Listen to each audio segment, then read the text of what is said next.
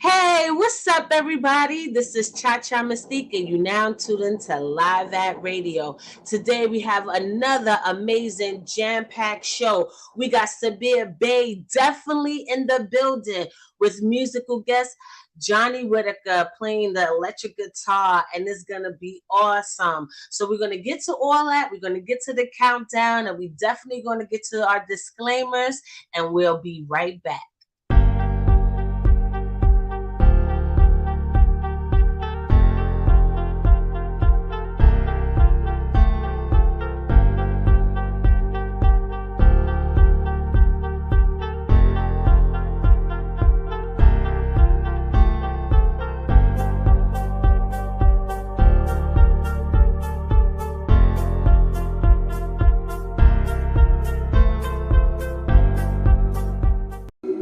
Disclaimer. Copyright disclaimer under Section 107 of the Copyright Act 1976. Allowance is made for fair use for purposes such as criticism, comment, news reporting, teaching, scholarship, and research. Fair use is a use permitted by copyright statute that might otherwise be infringing. Non-profit, educational, or personal use tips the balance in favor of fair use. So strikers, no strike me. Yes, strikers, no strike me. Like I was saying before, we have a jam-packed show. We definitely have Sabir Bey in the building. We're gonna untouch or deep dive into all things that are plaguing the world within this matrix. We're gonna talk about the books he's been reading, things he has been up to, and a lot of dope, amazing stuff that he's been talking about for a while now. And I wanted to spread that knowledge, wisdom, and understanding over here because that's the type of time that I'm on, if you haven't known already. But first, we're gonna start with our musical guest. Johnny Whitaker is definitely in the building. He's a dope electric guitarist straight out of California, coming on here to do his thing. And I can't wait. Let me see if he's ready.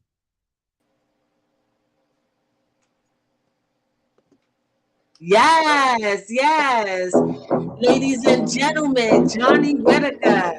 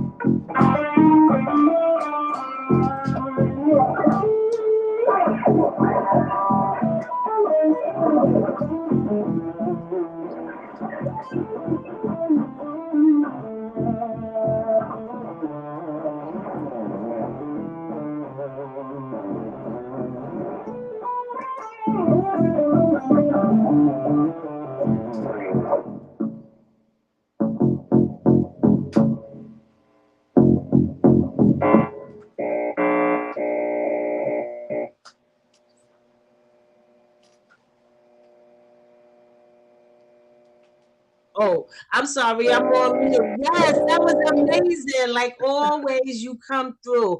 Thank you so much. And we're going to get back to you because you definitely going to play during our intermission. And we definitely going to get to know who Johnny really is. Oh, Hey, Johnny. Oh, Johnny. hey, Yes. okay. Huh? I said, hey, okay. Yes, yes. So we be right back with you, okay? Alrighty. Let's get it. Yes, you guys, Johnny Whitaker definitely in the building. I tell you, he won't disappoint with that electric guitar. He's strumming my pain with his fingers. Yes, yes. So without any further ado, let's get with the real chat, the meat and potatoes of it all, with no one other than Sabir Bey, definitely in the building. What up? What up? What up, sis? How you feeling? How are you? I'm so fine now. I'm great. I'm great. How do you feel about our musical guest? He's cool. He's out. I didn't know he's in LA too. Yeah. That's what's up. He's in the right spot though. If he's in the right spot. No, you should see his other people. He got like this drummer is amazing. Like, yeah, he's really doing his thing out there in LA. I'm so proud of him. And shout out to him because during the pandemic we was doing the Take Notes concert. I was doing virtual concerts and I was showcasing a lot of musicians Really? all over the country, and he was one of them that did the show. So now that I'm merging music with my interviews, I had to call him back to do his thing again. It's edutainment. Yes, It's yes, called edutainment. That's a good exactly. thing. That's a good thing. Yeah, so Sabir Bey, Mr. Books himself, like you always posting these amazing books. Like right now, this is what I'm reading. If you could Okay. see. Great. I can't. Okay. All right. It's called The Great Controversy, and it's about the untold story behind the Vatican's rising influence in America. I was going to go there. I was going to go to the Vatican when I was overseas, but the way my bank account was set up, sorry, I had to switch my savings to the check-ins. No, but no, but I was going to actually go to the Vatican when I was over there. And because moving to these places, you got to be very like careful sometimes, especially when you by yourself. People watch you, and they watch what you're looking for when you're over there. So it's a little different, but that's one of the trips I'm going to make. I'm gonna go to the Vatican. Yes, I heard they have like mad like a museum about who the original people are. Oh yeah. The Oh no real doubt. Mary Magdalene, Oh no things like doubt. that. You see all of that stuff. You'll see that stuff even in Tunis when I went to Tunisia. Poseidon, you'll see him being dark, but you would never see that on Google. Like I have pictures of Poseidon and the god of the sea, and literally, it's the museum is called the Bardo Museum. It's the Bardo Museum in Tunis in North Africa, but that's what the whole concept come from. Aquaman. People don't even know that. Aquaman. I could tell you stories about Tarzan, where it comes from. Everybody keeps up this Tarzan concept. It's the history is hidden is right over in North Africa. A lot of history is in North Africa. A lot.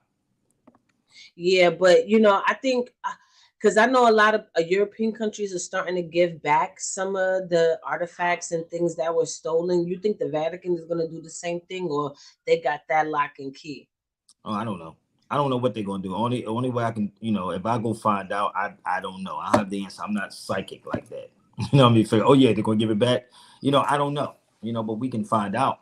But one of the books I'm gonna tell everybody they should have in their arsenal is this one. I don't care who. Let me explain this to you. And I know you didn't give the introduction, but people need to know who I am for your audience. People, I'm on my Instagram and YouTube. They already know, but I've been doing this for a very, very, very long time. Over 2 decades on radio, not YouTube, not Instagram, but on radio. But this book will explain so much in its arguments about J.A. Rogers, how he's not a real scholar. Scholarship is not sitting in a classroom. You know what I mean? Scholarship, and that's where he got it from. For this man to do these books when he did it in 1930s, 1940s, you had to travel. There was no internet around at that time. You had to go be up close and personal with these people. And one of the things that the arguments is out here right now, It's about the black thing. And I tell people this a lot when you travel. Don't nobody call themselves black. No one's black, you know. And my hat is black. That's just basic science. And when you look at J.A. Rogers' works, like these are some of his other books that he has. This is, you know how many I got. Look, this is 100 amazing facts about the Negro. And this book was taken and actually, what's his name? What's the guy's name?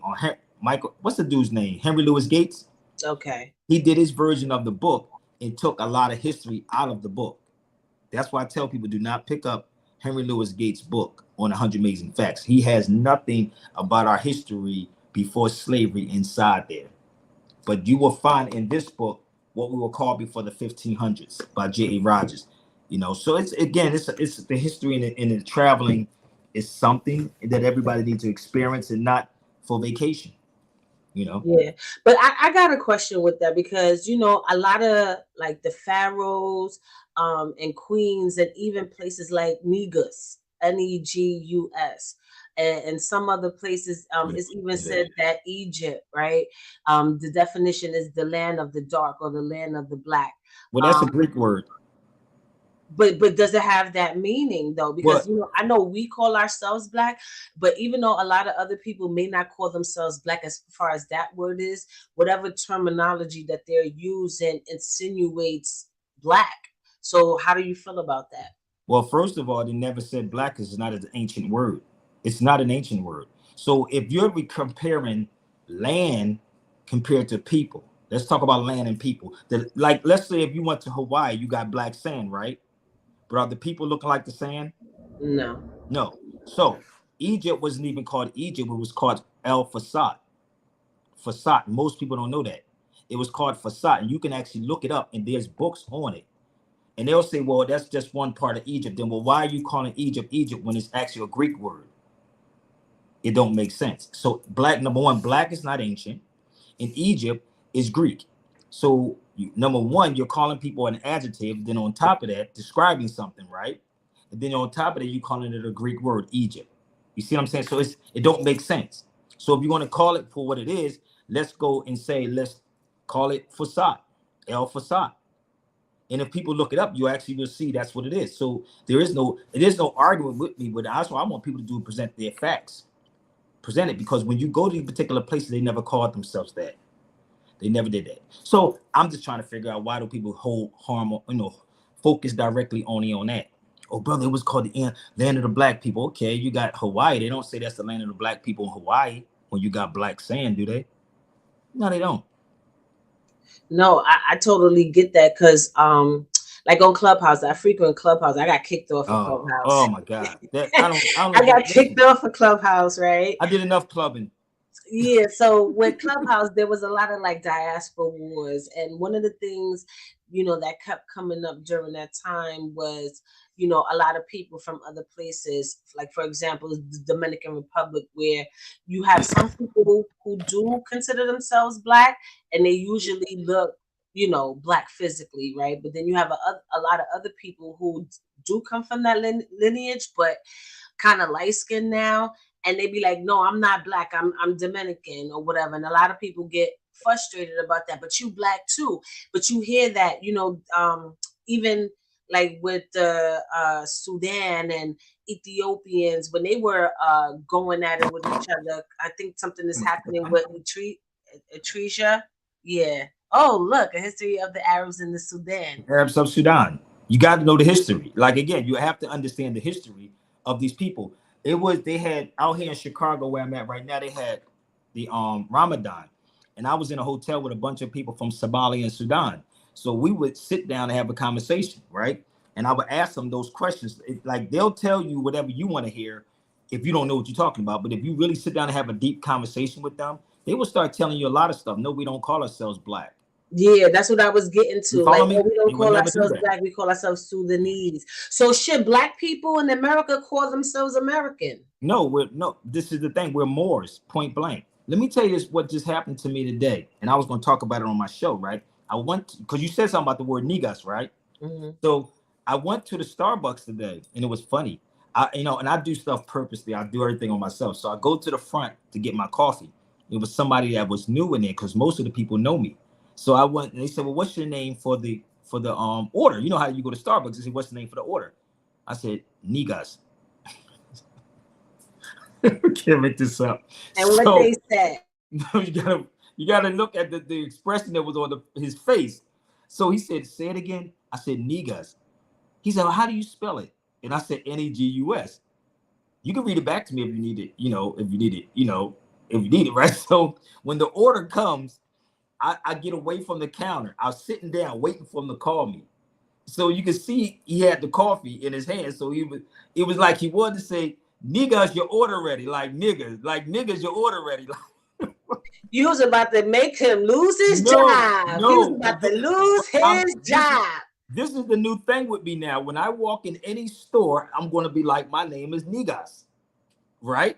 Which really is the ruler, right? But if you have a connotative and denotative way, right? And I say for people who don't like the word niggas or nigga, you should not like the word black. You follow me? Because if I understand, and I'm talking about the intelligent people that's supposed to know this, right? They saying let's shut down and bury the word nigga. How about burying the word black? Because what does the black link you to? So when people sit here and talk about people are homeless, I say black people are landless. Where is the black people's land at? Oh, brother, it's in Egypt. It's over here. No, it's not, because they don't call themselves black over there. You follow me? And I say this all the time to say, if I'm wrong, bring me your best scholars to the feed and we can talk about it. Or you can have a panel set up on that, because we can pull people. My shows are international. And I talk to many different people. And I ask simple questions. If you come to me and say, I'm black, I'm like, okay, I'm going to treat you like that. But so you're saying black is more of a status as opposed to an identification. It's a caste system. This is what we operate in. It's a color code caste system what we operating under. If you go to Ethiopia, if you have anybody that you know from Ethiopia, ask someone, and it's not that they're running from it. It's not that they're running. It's just that you can't push that on someone else. Because this is why you just said about the people from Sudan or Somalia or wherever, right? Or even Ethiopia. If you go to Ethiopia and you say Baria, Baria, you may be careful. You have to be careful, because Baria means black slave. People don't understand it. Slavery ended in Ethiopia in 1940s. Anyone can Google this information. 1940s. You yourself didn't suffer slavery. So people would sit up here and say, well, we suffer slavery. No, if that be the case, why no one else is complaining about slavery? Slavery ended in 1940s in Ethiopia, but the word Badia meant a black slave. So you will be arrested if you say Badia in Ethiopia. People don't know that. So my thing is, how do we accept, or how we try to justify the word black when you have things that was way before the term black? If you want to say Kushite, I'm fine. If you want to say more, that's even better, because that's really who we are. We just have been denationalized. And all these platforms want to argue and don't realize and say, well, more is a new term. No, black is a modern Anglo-Saxon term. It's modern. It's Middle English. All right. So let me ask you about this, okay? Because to my understanding, and right, and what I'm getting with a lot of people talking about that, right? It was like how black people took back the word nigga, like that, that's an understanding that black people have, right? Being called black was actually supposed to be doing the same thing. Like when James Brown came out with I'm black and I'm proud and everything like that, that was to get away from slavery, get away from Jim Crowism, and have like this new liberation, especially since that was during the time of, the civil rights and Black Panthers and Martin Luther King movement. And being black and proud was supposed to be a thing where the people, black people, this is what we want to be called. We don't want to be called Negro. We don't want to be called color. We don't want to be called slave. We black. So, but there's a lot of people who feel like that was a setup, a government setup, changing the status of it all, as well as the whole African American thing in 86. That was also a government setup as well. How do you feel about those things? Did we take back the word black, or was it given to us and we thought we did? I wouldn't take it back. I tell people, if you call me black, I'm gonna sue you. I'm gonna sue you for discrimination. I'm gonna sue you for speech and all of that, because that's what it is. It's a hate speech to me, because we're not black people. And this is the thing: James Brown never even said that he's black and he's proud. Go back and listen to it again. Go back and listen to it. You ain't never. Somebody said the silly. This is how we try to justify things. I remember Umi was telling me that so-called black people love the trauma cup. I mean, we are creatures of comfort, basically. We are basically creatures of comfort. We like to be beat upside our heads. We love to be oppressed, right? James Brown has never said that. Go listen to it again. He only said the hook, say it loud. And when you go do the research on it, it wasn't just our people in the crowd saying it was Asian people, so-called white people. You had all these different people in the kids in the background. So you can tell people don't do their research. Go find out who was saying, I'm black and I'm proud. Was it just our people, or was it a mixture of white people, Asian people? Go back and listen to it. Somebody say, oh yeah, well, he wrote it. Yeah, he wrote it, but who said the hook? So when we say, oh, he said, I'm black and I'm proud. But if you study the word black in and of itself, it's a Middle English word. It's an Anglo-Saxon word also. And anyone can pick up a regular dictionary and read it. It's going to be spelled B-L-E-A-C, which is bleached, bleach. If you talk to any elder that was in the 60s, or matter of fact, 50s, 40s, 40s, 50s, and 60s, if you called them a black person, you got into a fight. So in my mind, I'm like, how did they get you to do that? But you skip over the more and goes directly to the black part and justify it. It's like a woman trying to justify why her husband beating her behind. Oh, well, baby, he loved me. Really? He loved you? You know what I mean? No. Stop. You got to understand. Use your logic, man. It don't make sense. And we are arguing these issues about, well, brother, well, we're black and we're going to make it perfect. Okay, I'm going to make the word nigga then good again. How about that part?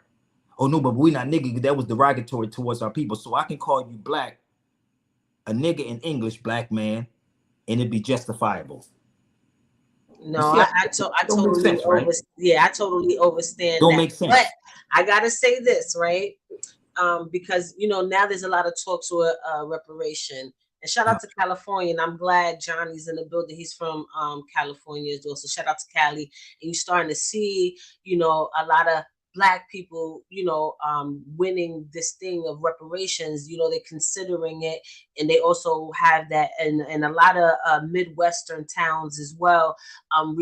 Considering giving their black people, reparations, but the argument was always, oh, black people's not going to get their reparations because they're not tied to a land or have the same definition. Well, black means you're void, it's a status. So no, black people are not going to get reparations because they consider themselves black. But I got a question, and this is just me thinking, right? Even though I understand the definition, the Black's Law Dictionary definition about it and what it represents, but if people put that on a document describing a specific group of people, isn't that a contract? Especially because since we're talking about language here, in the language of that document, they called them Negro or Black. When you go later on to towards the end of slavery, well, the end of that type of slavery, they describe these slaves as Blacks or Negroes. So isn't that a contract describing the people who were enslaved? And is that valid for the argument that black people should be entitled to their reparations, or would be counted as far as that, as part of that demographic, especially if the description suggests so? Okay, let me ask you a question, right? And I'm gonna answer that. Did they call them black or Negro at the time? Negroes, and I do believe Right. it was black Negro. too towards Was the it end, black? like No. the Black, later on no. ledgers. Black didn't come until later on. That's why I told you. What time frame was this? You got to think about time frame. I live in California. Let me tell you something. If you know anything, I did a lecture, and you can go online and look this up. Punch in Sabir Bey reparations. Punch in Sabir Bey on YouTube, Google rather, and say reparations 101. I was at University of District of Columbia in 2008. 2008, I spoke there on reparations. My mother passed January the 8th, 2008. I went to the University of District of Columbia on the subject of reparations, not with these new wave dudes out here now talking about this. I was on a panel with two attorneys and the UNIA and then Cobra. All this is online. You can just punch my name in and you will see reparations that'll pop up in the flyer. And when you go on there, I spoke on reclamations. This is what I spoke on, right? Reclamations. I said reclaim what's underneath your feet. And they didn't understand what I was talking about. You don't have enough money to give our people. Reclaim who you are. The first thing, also the task force. That's what it is. Let's make this clear. I live in Cali. If you go to that bill that you're talking about, it's a task force. You know what a task force does, right? Do anybody know what a task force do? Yes, but please explain. They investigate. That don't mean they're going to give it to you. So they're investigating.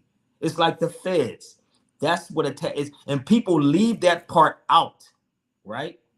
They leave the part out where it says it's a task force. So the task force investigates. That's all it is to see, right? So they already know. And they're going to play this game out. So in order for us to get, then again, I don't want it. I want, you can build a school. You know what I mean? I don't want. I want my money. Shit. Wait a minute. First of all, this is the key. What is money? This is what people don't understand. See, this is the same thing that is happening with this, with that, what's they call that check that they was giving people? What if I give it to you? What is money? What is money? I really prefer land. I would really prefer land. There you go. I would prefer minerals, like something gold, or have some kind of stake in oil or air rights and stuff like that. That's what I would prefer. Yeah, but do you understand why they're? I don't know if you just saw the guy, the president from Ukraine was just here. The president. I don't know if you know that. Do you know what's in the soil over there? I think they just gave him $1.something billion. He was here. He just snuck out of here, right? 1.8, I think it was, $1 billion, right? Why did they do that?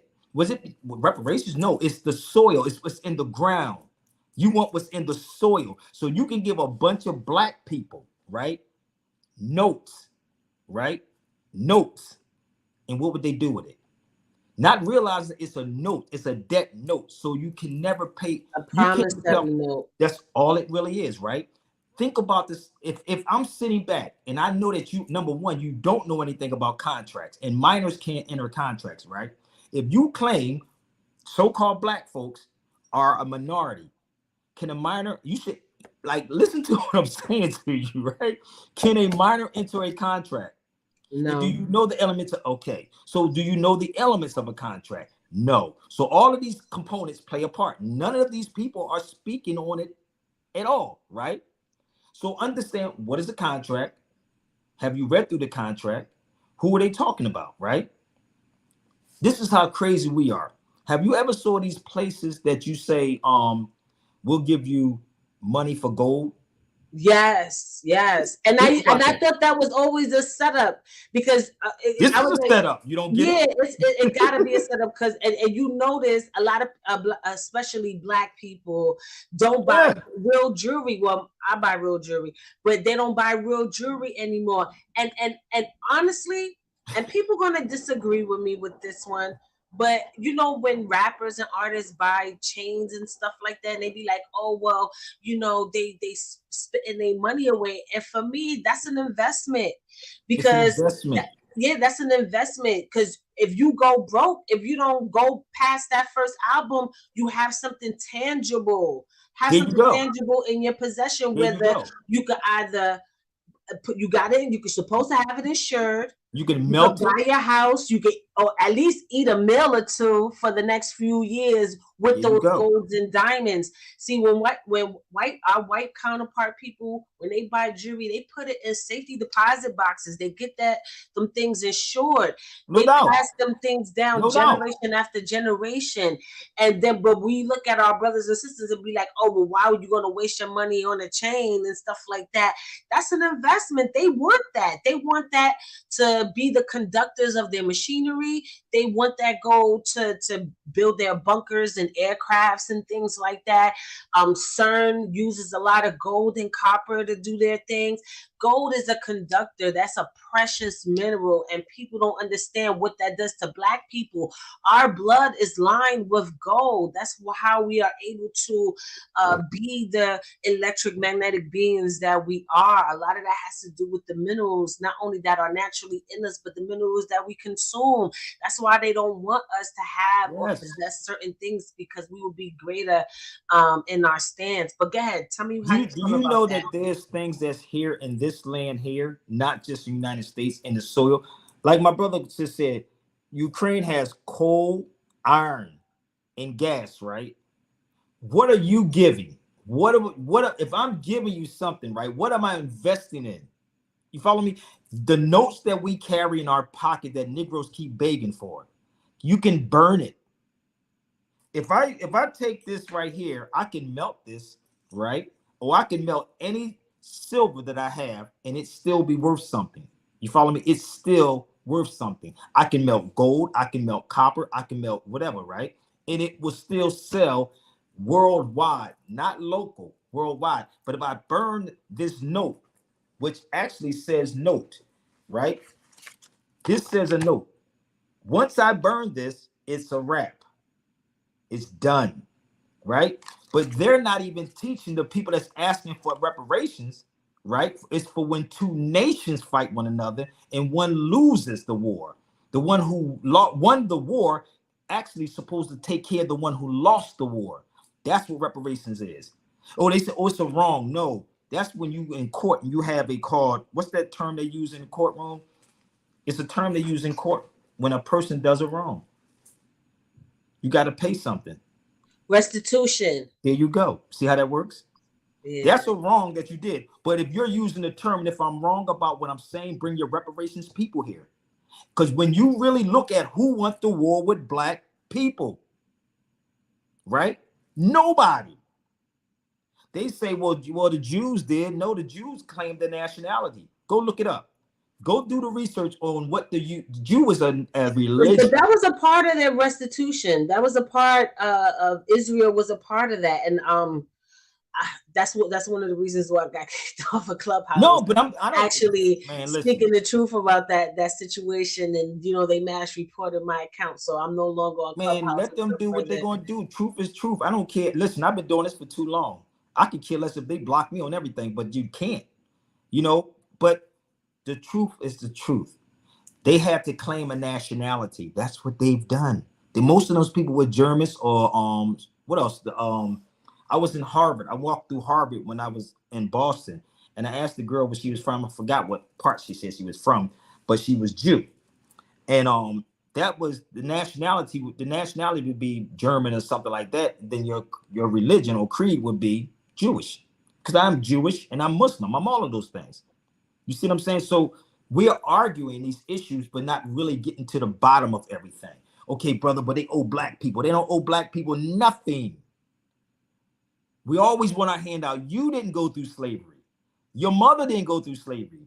Your grandmother. Well, let me give you a little pushback on that. And before I do, shout out to everybody in the building. Please share, like, subscribe, depending on where you at, whether it's YouTube, Instagram, or IG. IG got this new feature where I can stream from StreamYard onto IG. Please share this.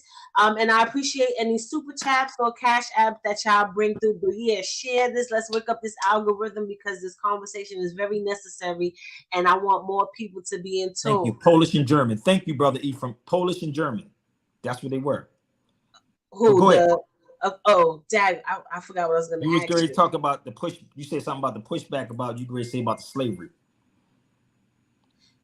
Because I said you weren't in slavery. Your mother wasn't in slavery. Okay, yes. Okay, now I remember what I was going to say. So let me give you a little pushback, just something to consider, right? Because yes, we may not have gone through the same type of slavery that our ancestors had went through, right?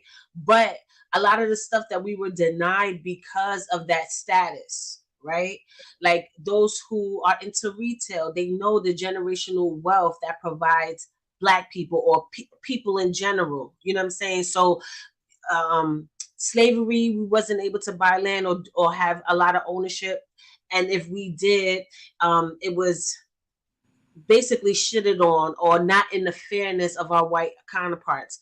Then we went through Jim Crow, the separate but equal whole situation, and that wasn't really righteous or fair. We were denied jobs and things like that because of other white immigrants that were coming into America. So that those opportunities were stolen from us. Then when you talk about redlining, which is the housing market, everybody knows how the generational wealth can happen when you actually own land, the house and the land that it sits on. But because we were taken out of that unfairly due to our color, our skin, or this social status, if whatever you would like to describe it as, that took us out of that, which and as a result took us out of the fair educational aspect of it all. So that's why I said let me give you a little pushback, because if those things took place early on to keep us in a situation where we are not able to educate our children properly, we're living in these red zones that are not giving to their citizens like how you have the suburbs or other landowners have. It trickles down. And another thing too about that is with the reparation part, the 13th Amendment, because that was a clause. And then now you saw a lot of privatized prisons.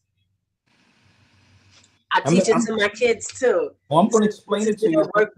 Go ahead, continue. I'm going to explain these things. And these are the so let me just say this last part. The 13th Amendment, even though we supposed to have been free, but it had a stipulation which had private institutions build jails and incriminate Black people on purpose, set up these laws where they are unable to provide for themselves, and criminalize these people for doing the very thing, the basic very thing that's supposed to be the American dream. So how do you feel about that? And that's my pushback, because and that's the point of you saying, well, we didn't go through slavery, but we got that residual residue on us, and it's still there to this day. What's saying? Why is that? What is that brother's name? The richest so-called Black man. He's an older brother. What's his name? Y'all should know who this dude is. Why nobody talks about him? He's the richest Black dude. He's right here in the United States. I can't think of the brother's name. I don't think it's Bob Johnson. Another dude right here in the United States. Right? Let me explain something to you. For number one, we truly don't understand economics. We say we do, but we truly don't understand economics. How many of our people, right, are really teaching about Ibn Khaldun? How many of y'all know? I brought this conversation up on Boyce Watkins' show, and he talks about economics. Why you never heard him? He said, I don't know who he is, right? Ibn Khaldun, you should look him up. I was in Tunis. Look up Ibn Khaldun, right? And find out, and Zuckerberg was talking about reading this man's book. It's called the Muqaddimah. I bought the Muqaddimah in Tunis when I was in North Africa, right? He has volumes of books though. And I'm looking at this like, why are we not teaching this? We're teaching all this economics from a European's point of view. What is his name? Robert Smith? I think that's his name. Bob Johnson, I think his name is Robert Smith. Probably can Google him, right? So you mean to tell me that we can't get anything done? You got two dudes, right? Two dudes right there. That's billionaires, right? But you don't know him, right? But also, there's a book that Carter G. Woodson wrote. And I'm going to tell you to look this up. You may think I'm going to say the miseducation of the Negro. No, it's called The Negro Owners of Slaves. That's what it was called. Why are we not talking about that? The book is called The Negro Owners of Slaves. And it's the same thing that happened back then is happening right now with all of these wannabe woke Black conscious people. We have a bunch of city council people, right? I'm from Philly, right? We have a bunch of city council members that look like us, right? Not one of them are coming out telling you, yo, this is the state constitution of New York. You know what I mean? This is the state constitution of California. Why did I have to move to Cali to go get the Constitution of California and give them out to my civics class in LA, in Long Beach? How many of our people? So someone is holding us back that look like us. So again, is it us? Is it them, or is it us that know this information and is benefiting from it? It's nothing has changed. It's the same thing. We're doing it right now on social media, right? So if you look at dark people, for instance, how many dark people that come here from Somalia, Sudan, Ethiopia, all these dark people, right? Do they get redlined when they come here? Just think about it. Do they get shot down in the street the way we get shot down in the street? Or is it something about us, right, that they know? Because the majority of the people around the world knows who they are. They know who they are. They know their culture, their customs, their everything, right? We're the only people here in the United States that don't know who we are. And we're trying to tell you who you are, right? You have many different dark people in the United States. How many of them get shot down in the streets and get treated the way we get treated? Think about it. Or, and it's funny because this song comes to mind, Heavy D. Heavy D said, they call us animals. I don't agree with them. I prove them wrong, but right is what you proving them. I'm like, whoa, we're proving that we're like that. We're proving that we inferior. We're proving that we slaves. Look at all the slave movies that keep coming out. Somebody should have been stopped. If I was in those positions, I would say, hold up, bro. We can't do this, bro. No. Our history didn't start with that. Emancipation is on HBO, that Will Smith joint. It's to keep your mind in a certain state of mind. You were nothing but a slave. No, brother, we were greater than that. This is why our history, when you talk to so-called black folks, their history don't go before the 1500s. Talk to them. They never started. They started at 1619. Am I lying? No, you're not. But that's and I'm glad you brought that up, because I like the fact that you brought up like a lot of the fake conscious community. And yeah, I think a lot of them are coming out and they starting to make the people who are the truth enthusiasts like yourself and I look bad. But you also got to understand that there are things in place that's tries to minimize our voices. Like you can't say certain things on Instagram, without their pseudo fact checkers, coming up, or they tell you that you're going against community standards. They did that to Kaba Kamene. And Kaba Kamene don't be saying anything, but he talks about Kemetic knowledge, wisdom, and understanding. He talks about who you are. And even with that, he don't talk about who's the real whatever. He talks about what is, and they try to silence him. I did that on Clubhouse. They try to silence me. Shout out to Hocus 4/5. They did that to him. And a lot of other brothers and sisters that really speak truth to power, and they silence or minimalize or mess with the algorithm. Another thing that they do too is they own public school systems. They have a set curriculum that they want all teachers to commit to. Even if you add certain things of your own, they don't want that to be on display or they want you to use their textbooks as opposed to you bringing in your own stuff for these children to read. So what do you say that? Because it's not like we don't want to or people don't want to. It's just, how can you when you're still living within this system? And go ahead. This is the thing. I hear people say stuff to me like beating the system, right? Or going in the system. And I always use hip hop. Certain songs I use, I'm sorry, people, but Mortal Technique said every time you go in trying to change the system winds up changing you. I said, damn, that's a hell of a thing, he said. Anytime you think you're going to go in the system and change it, the system winds up changing you. Why am I saying this? If I'm playing chess or whatever, right? And I create these rules, can you beat me at my game if I can switch the rule every time? So this is the thing. Let me show you how this goes. So in hip hop, you have to always be hip to what's going on, right? So if I know, and even with judges got to go through a training. I don't know if you know that or not. I forgot how many times, how many other years, right? So you have to be the same way updated what's going on, right? So where are the civics classes at with these conscious people? Where are the people? No, I'm here. They didn't take them away. You don't hear me?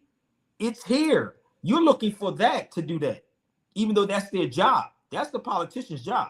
That's your political leader's job. But again, you don't know what to tell them to do because you don't know your damn self. So if I'm sitting there and I don't know if you heard Brother Todd and I say this the other day. We were sitting there saying, go bring all your attorneys. Let's have a panel discussion with some attorneys. You can bring your young and your old attorneys. Let's rock out, right? That's how confident we are with it. So in order for us to address these issues, what is the Constitution? What is the statute? What is the ordinance? What is the regulations? We use all of these things as saying they're laws, and they're not laws. The only law is the Constitution, right? And it applies to people, as in we the people, not we the persons in the 14th Amendment, because you're not even part of it. If you pick up the Constitution, it's going to talk about two types of people in here. Go read the 5th and the 14th Amendment. And I'm going to show you something, how crazy this is, that you probably didn't even pay no mind. Go look at the spelling of the citizen in the 14th and the 5th Amendment. Look at both of them. I'm glad you got the Constitution with you. I'm going to show you how simple this is. So these people get hundreds of thousands of dollars for this. And then the ones, the weak cats on social media say, well, it's the white man's. That's their excuse not to deal with this. That's their excuse not to deal with this. So when you look at the citizenship in both of them, which one is in cap and which one is in small? You're going to see a small c through the whole joint, and you're going to see the capital C, I. There's no mistakes in this, man. There is no mistakes in here. All right, so you said the amendment, right? The 14th and the 15th? 14th and the 5th. Anything before that or after that, look at both of the word where it says citizen. I could probably quote it. Yeah, it says, yeah, because right next to it, it does say citizenship. All right. Next to it, right here. Now, and it's one is spelled, what is it spelled like? Is it capital C or small C? c? It is capital C. Now go look at the 14th Amendment one. When you read the Constitution, and this is the one thing that we don't know, that's not my job, it's your city council's job, your politician job. So when I was having my classes in Long Beach, I would pick these books up and I would give them away in the classroom. It's two types of, there is no mistakes in this. There is no mistakes at all.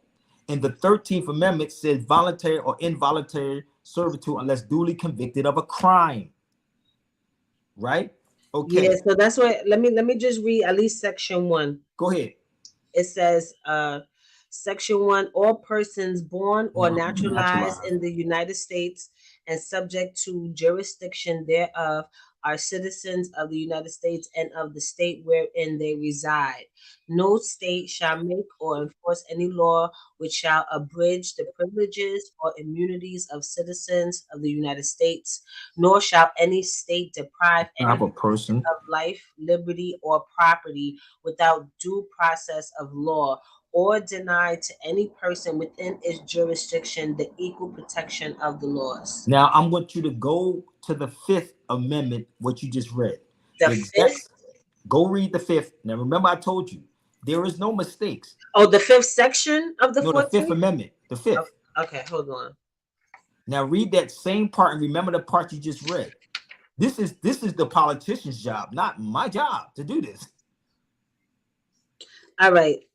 5th is V, right? 5 is V, right? Mm-hmm.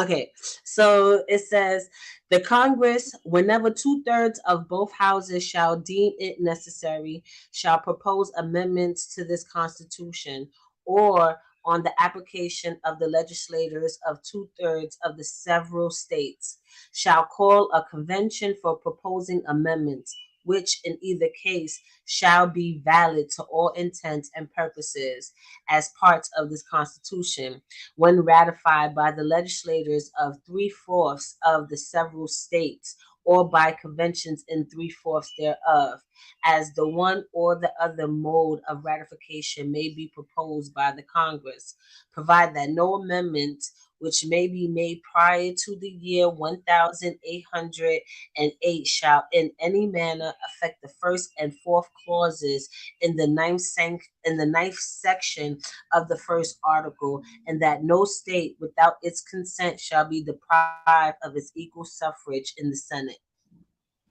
Okay, so it should also tell you life, liberty, and property cannot be taken without just compensation. Life, liberty, and property cannot be taken without just compensation. They said a whole lot in there, right? They said the several states, and it also says there's two types of due process in the Constitution. One is under the 14th, and I think the other one's the 5th, right? It says life, liberty, and property without just compensation. So they don't have to compensate you under the 14th Amendment. And then what black person went through a naturalization process in the 14th Amendment? I'll wait. The Which one? slaves. No, they didn't. They didn't go through that. When you see them, you know what a national. Ask somebody live in California what happens to Mexicans. I think it's every year, every other year. They have a convention downtown LA, right, at the Staples Center, and they go through their nationalization. They get this paper. They be crowded down there, motherfucker. All Mexicans, right? That's what we're talking about. No black person went through that. Malcolm X told you having kittens in an oven don't make them biscuits. So you being born here don't make you one. So what makes you a citizen? It will be your allegiance. This is the civics that we should be teaching, but you're asking for reparations. You're asking. You don't ask, they take, or you take it. If you ask Sabir, can I have that? What can I say?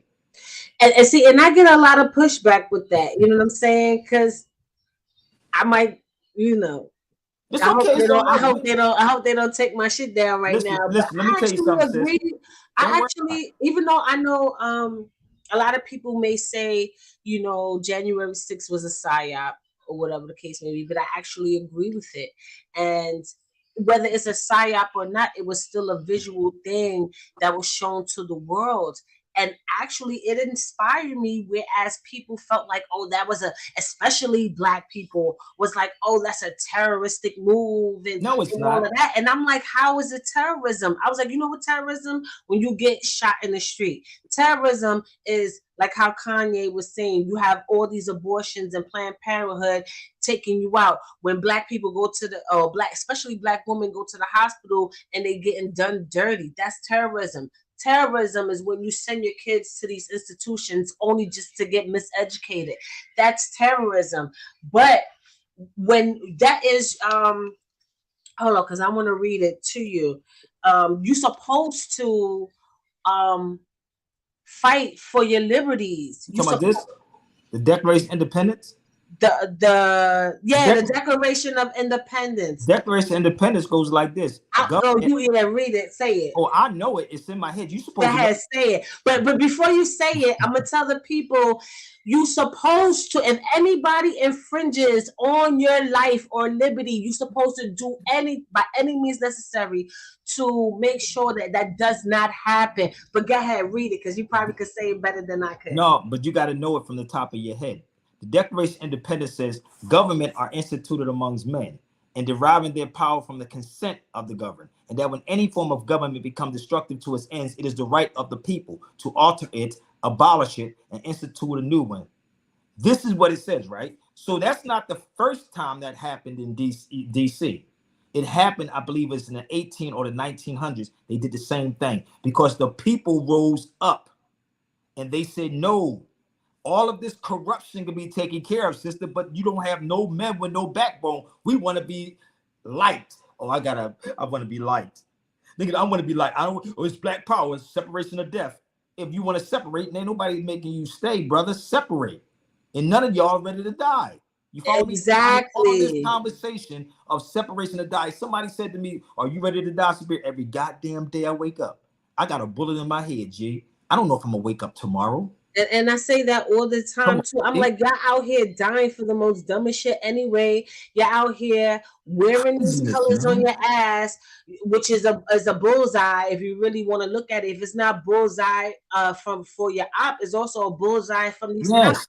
So I don't get it. Then you out here, you know, promoting the violence and wanting it, like, come get me. And words are powerful. Words are spells, and you putting out that energy, and you're going to get that back. So you rather die for the streets you don't own than actually die for free. None of these cats are ready to go to war with nobody. Let me share something with you in history. In history, if you study the Moors' history with the Battle of Poitiers if you study any of the history of the Moors and find out how we were fighting, if you go even to the Battle of Ottawa, Most don't even know about the Battle of Ottawa in Ethiopia. They were fighting barefoot with shields, and they had guns. The Italians. Think about this. We're not ready to go to war. That's all they got to do is turn off the lights and turn off the water and turn off everything. I'm gonna turn off your credit card too, B. This is why you have to mentally be prepared for whatever's going to happen. In my head, I tell my brother Zai this all the time. He gets on me, and he obviously will say, you should do this. I'm like, brother, I'm at peace, bro. You don't understand me. And I say this to him in love. I'll be like, brother, I'm not interested in that, brother. I'm not interested in jumping on somebody's feet to do X, Y. I'm at peace. Because you know why? When I go, I'm going to go. And none of this is going to go with me. This is my mentality.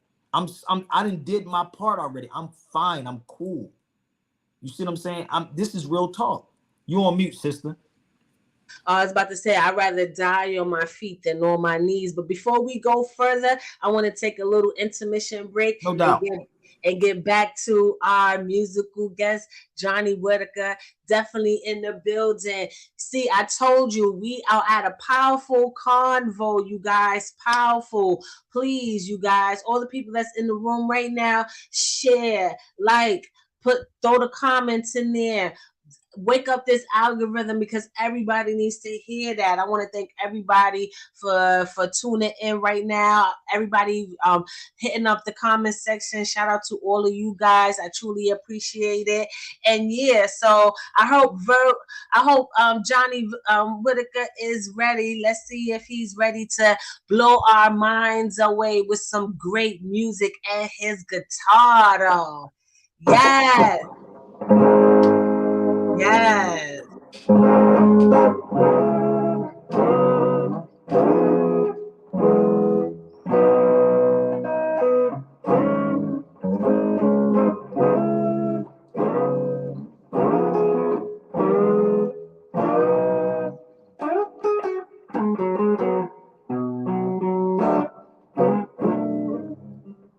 Oh, hold on a sec. Hold on a sec. Here we go. Here we go. That's a little cold in here. I got a lot of things plugged in. I got a space heater plugged in, a whole bunch of stuff. Watch this.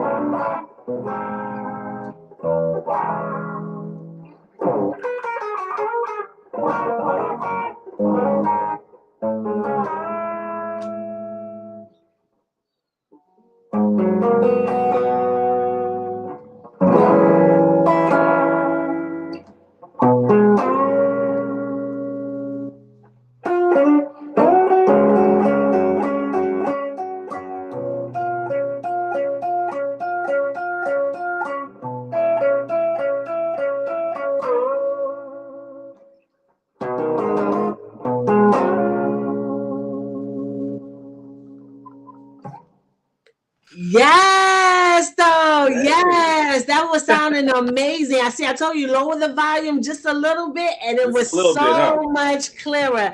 Yes, shout out to you. So tell everybody where you from. Alrighty.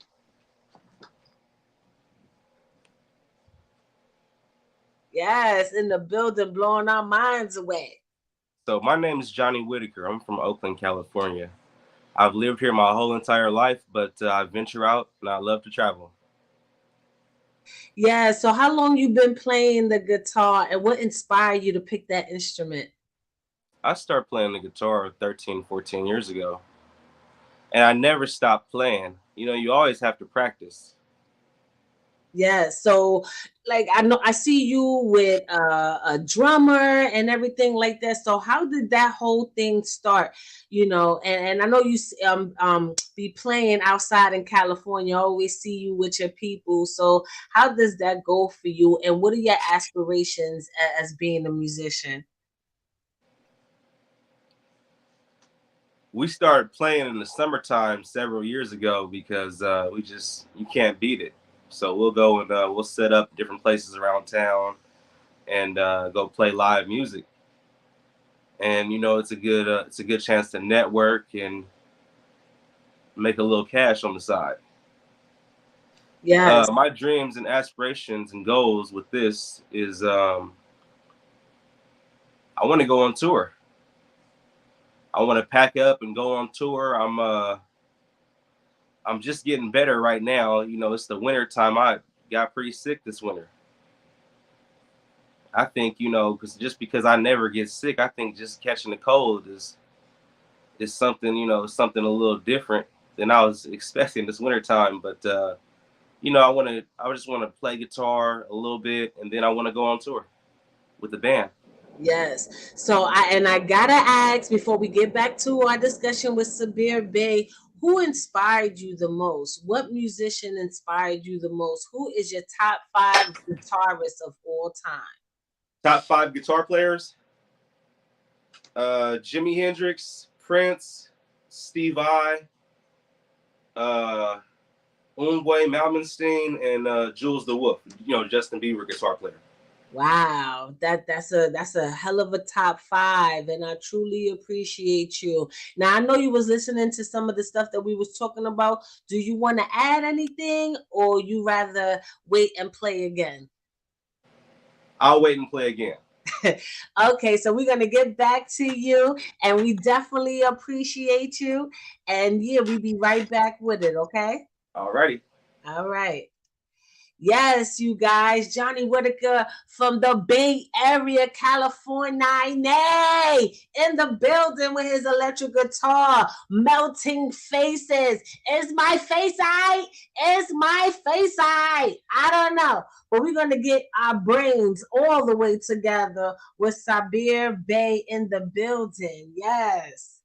Hey, I want to give this brother a name. I want him to look somebody up, okay? Because he was talking about the guitars and the strings, right? Yes. I want him to look up, and I'm gonna spell his name for him. And if he Google Blackbird, right? But his name is Zarad. I can't keep messing his name up. It's Ziryab. Ziryab, right? But they called Blackbird. He was a Moor that was from Cordoba. If you go to Cordoba, Spain, they have a whole place there about him. If you know the history of this Moorish brother, about the three-course meal, the strings and the guitars and stuff like that, study that man right there.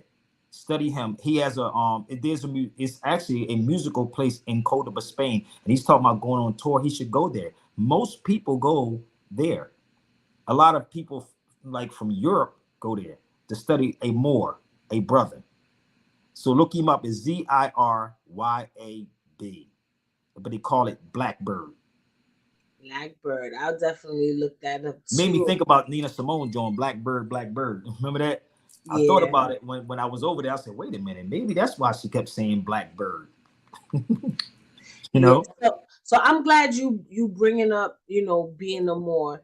Um, is a lot to that, and I have a few questions, and I want to know how you feel about the whole situation. Right now, I'm gonna start here with the Kanye situation because one of the things that he got banned from Twitter was the Star of David and the swastika. Right now, when you look at the Moorish flag, and even with the swastika, Black people all over the world had an understanding. What I've noticed, that's something that we all had in common with each other.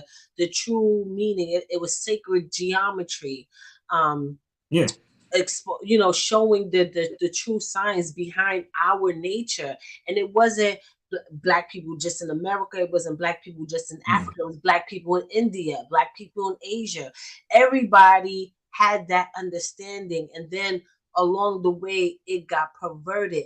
Now, and before Kanye put up that post, I said the same thing. I'm like, first of all, these are our symbols. You know what I'm saying? Even though I know we existed way before we created these symbols, but it was a global understanding that we all understood, understand, however you want to say it. And these are the symbols that we use to express that overstanding, express what are those things called, those that sacred geometry, that understanding of righteousness, between righteousness and darkness, right? Which is the swastika, and overcoming all of those things. But when they separated those things, these are two people who are not us or of us, separated those symbolisms and created something of their own. And now the indigenous people of this world are forbidden to talk about it, to showcase it, to provide knowledge behind it, because a group of people think that it's hate speech or anti-Semitism. So what do you feel about that? And can we take our symbolisms back? Yep, and I tell people this all the time. Everything is yours. How about you can only take things back through your knowledge. You got to have true knowledge. I don't know if you remember when I was live, I had a discussion with a European guy, and and he kept saying, I was the agitator. And so he would get mad at me because he kept saying Farrakhan wearing an Italian suit. Now I've been in the silk factories in Morocco.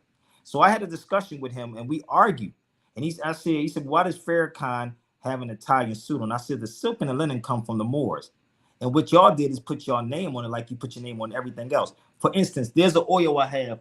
It's somewhere floating around here. It's called Oud, right? Tom Ford. OUD? OUD. I got that. I have that. Right? So oh shoot, I can't get up right now. I'm trapped. But I have that. I tell my sons to wear it because I like the way it smells on my sons as opposed to me. I wear roses. So let me just show you real quick. I think I have two of them floating around here. So this is basically what it is, right? Let me just show you how Europeans do things. This is pure oud. It has to be thick and it has to be dark. This is oud. Yes. And it's very expensive, right? I don't know if you heard the dude in Morocco was talking about it, right? This is oud. I have an oil place up here, up the block, and it's a real big place, and that's where I get all my oils and everything. And it depends on where you're going at to get it. If it's cut, right? No, he's Sudanese. The person, the owner of the shop, he's Sudanese. And it's not cheap, right? But this is what happened with Europeans. They take and put their name on everything. Tom Ford, because they travel or they have someone who do travel. So what Tom Ford came back and did is put his name on oud. And if you go punch in Tom Ford oud, you're going to see it's about $300, $400, or $1,000 for a small bottle, right? It's the same thing with the suits. And this is why you have to know how to take things back from these people, right? You have to know how to take things back. The suits and the silk and the linen come from the Moors, your ancestors. He argued with me one time, right? And he said to me, oh, you think y'all invented everything? I said, well, I don't know what you mean. Y'all think y'all invented everything. I said, we did. The Moors did, right? So he looks at the stoplight. I said, if you show me one thing that you produced, I'll shoot myself in the head again. He looked at the stoplight. I said, no, brother, that comes from us. Red, yellow, and green. That's the original Pan-African colors. Go look it up, right? So he started looking at my clothes that I had on, and I don't know if I had Adidas or Pumas on that show. I pulled out the Adidas, right? You see the flower? Now people say that's German, right? Adis or Adisi Baba means new flower. That's what Adis means. It means new flower. Because the Germans took it and switched the words around. Adas is Adis, Ibaba, which means the new flower. All of this is us. And the Lion of Judah. The Lion of Judah is Puma. So it's a whole story behind these things. Everything is a story behind what's happening. So we're not being taught this. So when they say blacks invented, they didn't invent anything. There were Moors that invented this. There were Africans that invented that. You follow me? So it depends on where you at. The Cotan that makes your laptop work, that's all you got to do is take it back. So when you see me do things, I'm going to take it back. You can't tell me to go back home because I'm going to tell you to go back home. And where would you go back home to?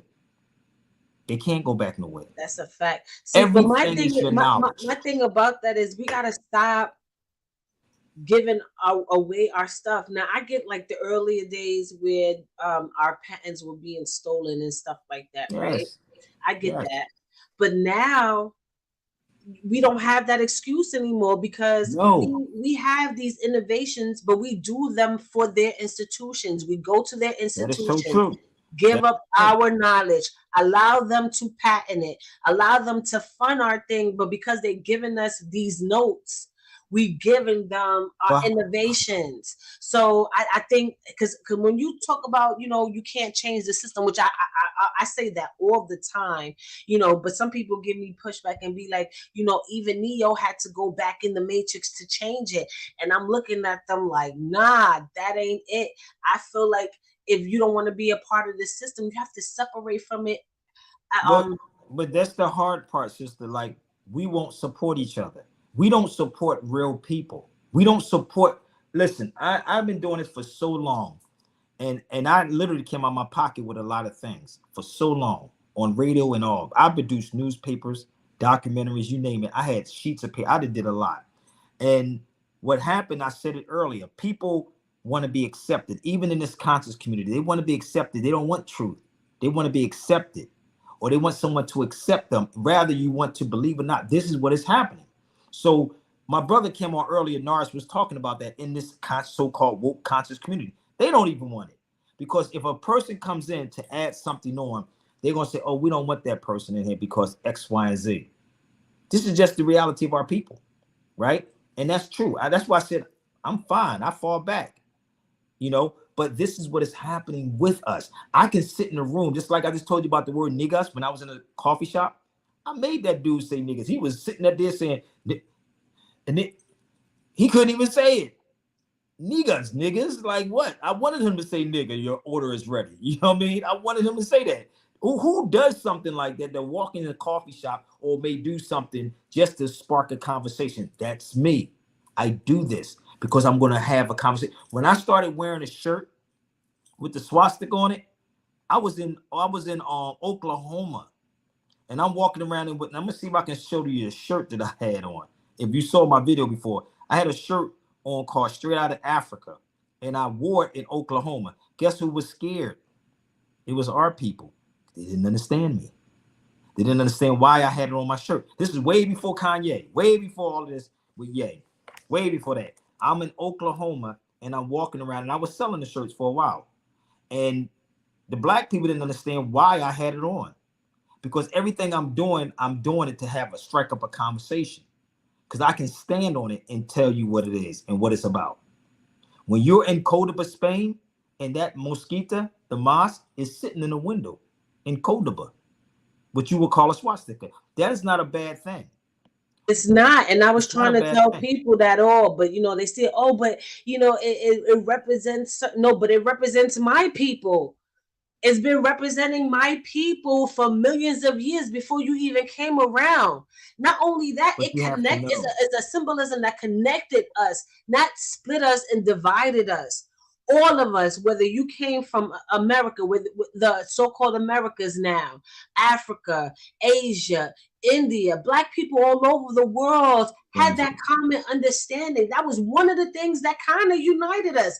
If you really want to look at it, for it to be perverted, and now we can't speak of these things because you're offended about what happened to your people. Like, I think that is asinine, and I think that's a gaslighting tool to keep us that way. Because if we go back into that sacred geometry, if we go back to that knowledge, wisdom, and understanding, we will start to unite in a way that they are scared of. And I think that's Yes. how they Oh, put the they pressure. definitely do that. No, Yeah. they definitely do that. But let me show you something. This is me in Huntsville, Alabama. Do you see what I got on? Can you see what I have on? Let me show you a better picture. Do you see what I have on? Now, the ignorant black person would say that's a skirt, right? It's not a skirt. It's not a skirt. Our ancestors was wearing this. All these things are ours, right? That's me with it on, right? It's called a kilt.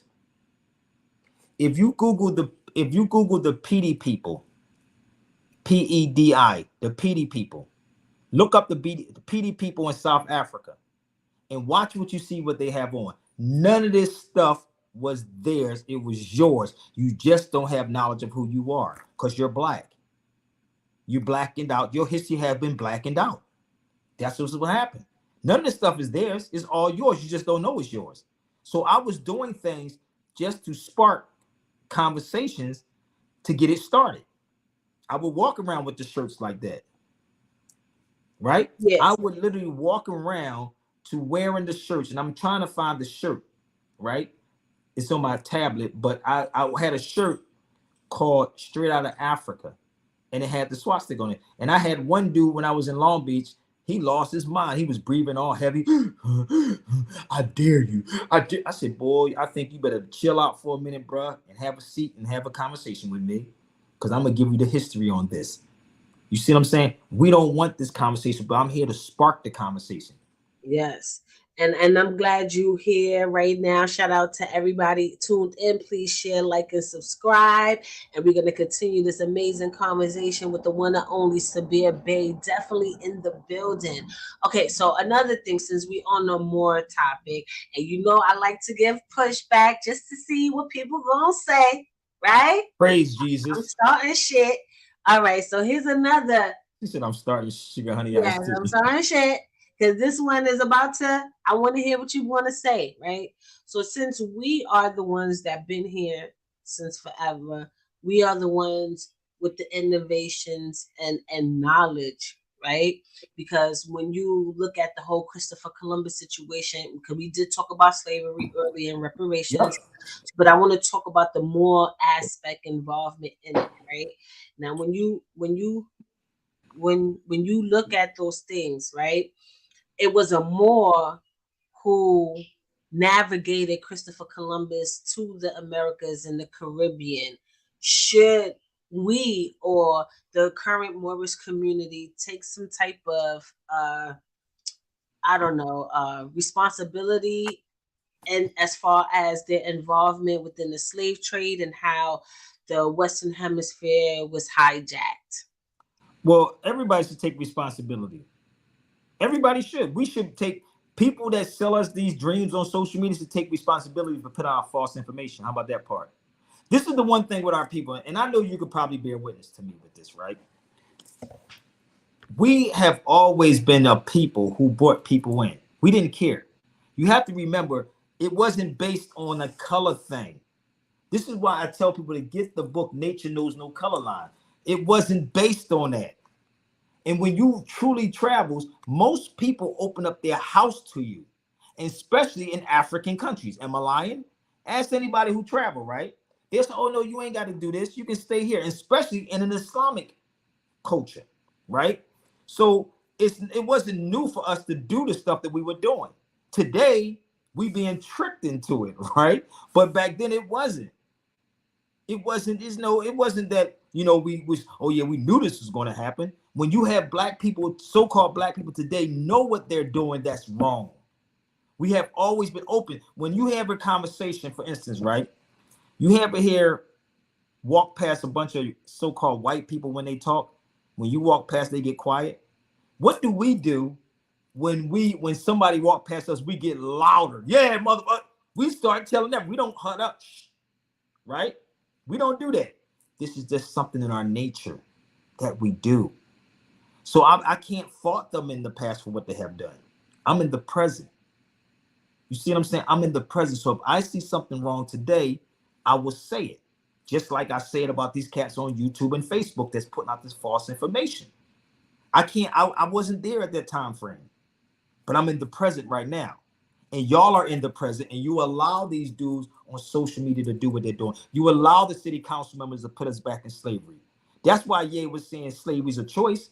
You choose to by your ignorance. And ignorance only means that you don't know. So what they say, when you know better, you do what? You do better, right? When you know better. Yeah, You when follow? you know better, you do better, There you and go. that's what, and that's why, and I told you that's what gave me the disenfranchisement of not just the celebrities but people around me, especially like if you 45, 50 plus and over, like y'all was alive with the AIDS epidemic. Y'all was alive with a lot of these other characters. The younger generation, I'll give them a pass, but it's up to us to show them the way. Here you And a go. lot of people who were like 45, 50 years old, who went along with the greatest fraud on earth that we just the greatest human experiment that we just finished going through, and they all in. They helping to market it to their own people. They bullying people. They becoming their watchdogs, and that was so heartbreaking for me, because I'm like, well, you was alive. These are the same key players that killed your brothers, your sisters, your uncles. These are the same people that locked them up. These are the same people who did these things to our people. You was alive for that. And you co-signing the greatest circus that's happening right now. And, But that's and what's then happening. That's what's happening. And we don't, what, listen to me, sister. What, in this day and time, right? What black attorney is speaking human rights?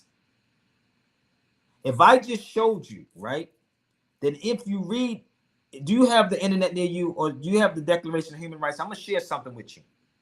Read I could type it in right now. Hold chapter, on. read chapter 19 of the Declaration of Human Rights. And also the Declaration of Human Rights says every child is entitled to a name and nationality. Why don't we know that? Why are we not having this conversation? So look up 19, and then I want you to look up Article 15. Article 19 and Article 15 in the Declaration of Human Rights. Everybody should do this. What attorney is telling y'all this? Which one? You said Article 19? Article 19, the Declaration of Human Rights, and Article 15 in the Declaration of Human Rights. This little book here. And what attorney ever pulled this book out? Every book you bring out, the conscious black people say, brother, it doesn't apply to us. It doesn't apply to us. It doesn't apply to us. But what the hell do you want then? Read it. It's talking about free expression? Yes, read it. And I'm going to show you Hold on. something. You just talked about that, right? How they censoring you, right? Article 19. Well, I got to get the book. They've given me all these. I'm going to read it to you. Okay. And anybody has it. Oh, wait. I think I got it. Article 19. Everyone has the right to freedom of opinion and expression. This right includes freedom to hold opinions without interference and to seek, receive, and impart information and ideas through any media and regardless of frontiers. Hold on. Yeah, that's what it says. That's Article 19. Oh, I got it right here. Now go to Article 15 on the same one. I'm just showing you something that we should be having this conversation on platforms. So okay, so Article, go ahead. What Ye said or what we say, we should be fighting that, and it should be attorneys, black attorneys, fighting for that for the people. Did that make sense, people? Yes. They should be fighting for that, right? But you don't have no black attorneys fighting human rights. They're fighting civil rights. But we'll talk about that. But go ahead and read 15. Okay, Article 15 is only two parts, and it says, 1, everyone has the right to a nationality. And part 2 says, no one shall be arbitrarily deprived of his nationality, nor denied the right to change his nationality. Hold on, let me share the screen real fast. So if I'm telling you who I am and you denying me this, you're denying my human rights, not civil rights. Civil rights is for discrimination. And we being discriminated against every single damn day. But we're not having civics. And every time you bring this up, they'll say, well, brother, the white man, the white man, the white man. Well, how about the so-called black man that's supposed to know this and have this conversation? That's true. But see, and look, it even talks about we should own property. So that whole redlining situation. The Declaration of Independence is all in there. The human rights. It says every child at birth is entitled to a name and nationality. Every child is entitled.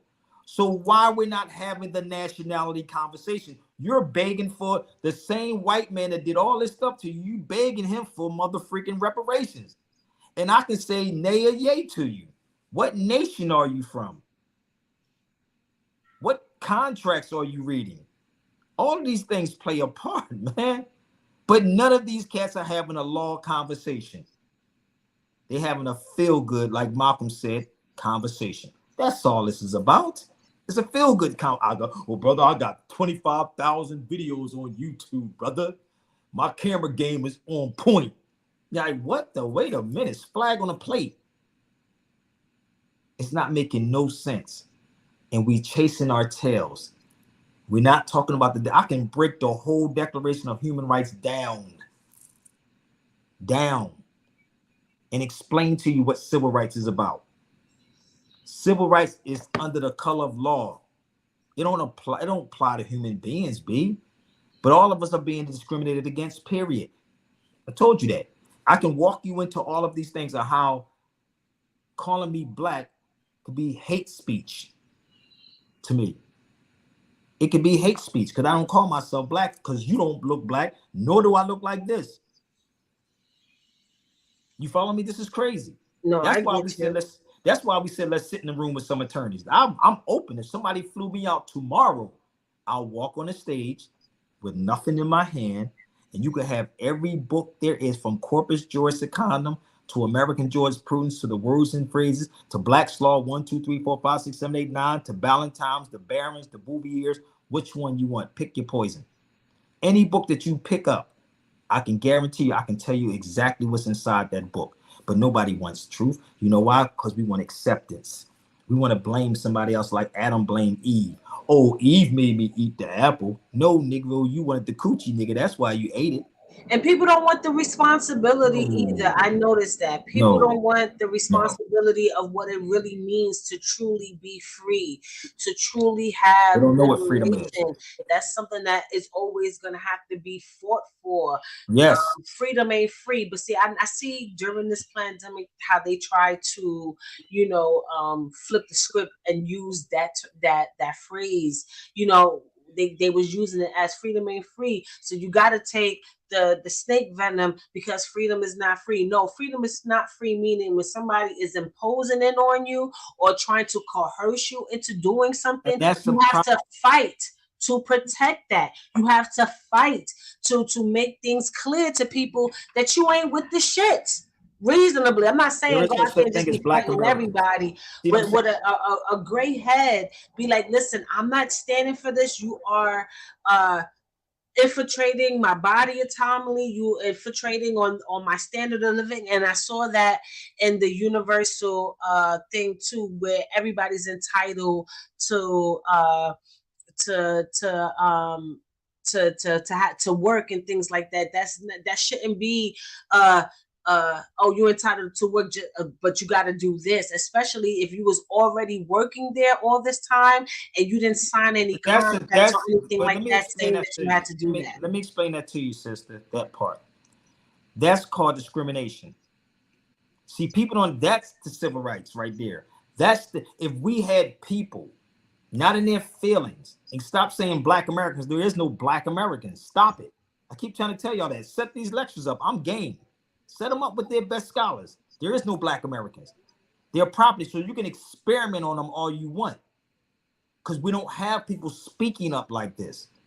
I've been around the world since this pandemic happened. I don't know if y'all know that, but I ain't sit still and I didn't. Me too. I was outside. Shit. No, I was over Spain, Morocco. I was gone. I was overseas. I was outside. Fucking. All of this is happening because if you tequila was my snake venom. You say tequila? Yeah, tequila was my snake venom. It could be that, but this is the thing. Like, it's. I watched an interview with Ice Cube the other day, and Ice Cube was talking about. I think it was 9 million that he lost because he didn't take the jab. 9 million. How many people would have walked away from $9 million? Not most niggas. They be like, I'm gonna take the jab. What's up? And die in a couple of years or a year later. You follow me?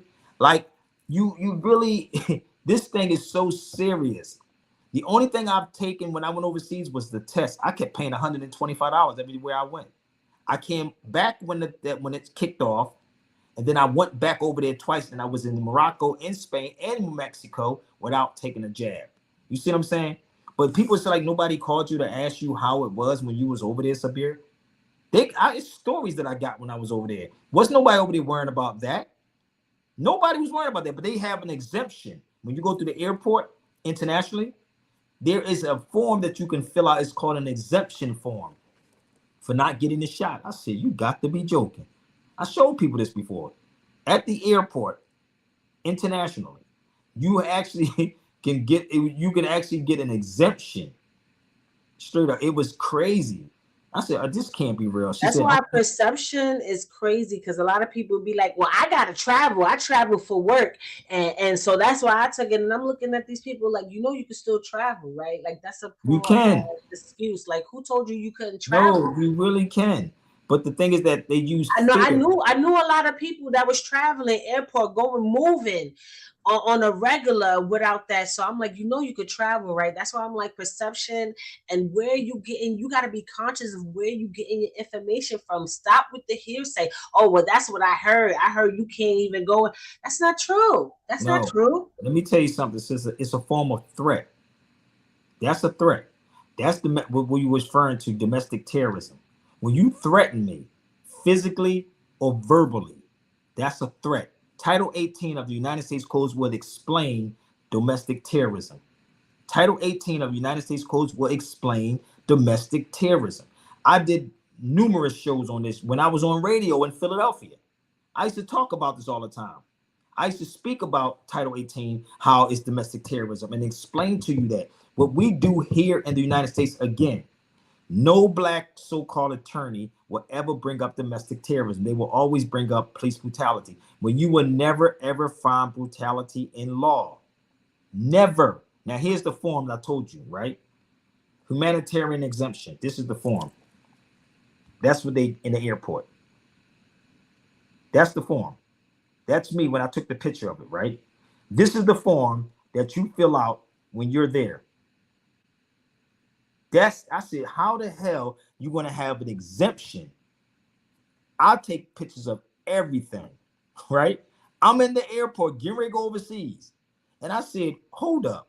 This is the first time I went over there during the pandemic. Then I went back again. I just came back in June. But this is what they have you fill out in the airport. I said, you got to be joking, G.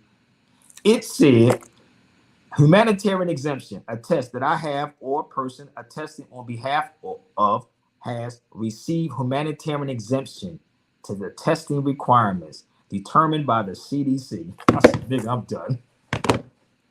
Yo, I was sitting there, and the girl, because I hold up stuff, and I be holding up lines, I be asking a million questions, and the girl was like, sir, what do you do? I said, I'm a journalist.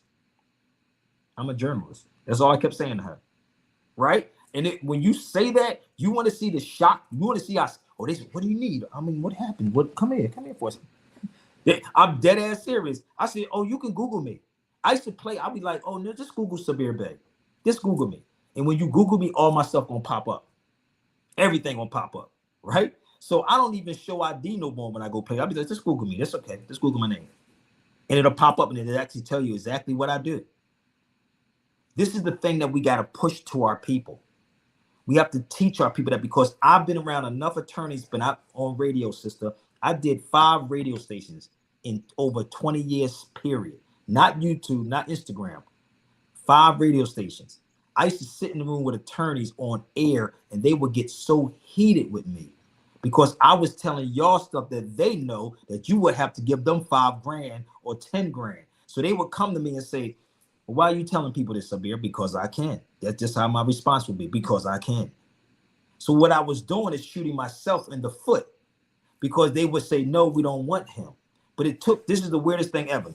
When I was living in Philly, I've been living in LA for 13 years, right? When I was in Philadelphia, there was a guy, he may be dead now, named Judge Rose. He used to come into the law library, room 600. Because I used to stay in every law library, from Jenkins Law Library to Harvard Law Library to Thurgood Marshall. I used to stay in every last one of them, every city, even in Canada's law library when I used to go over there.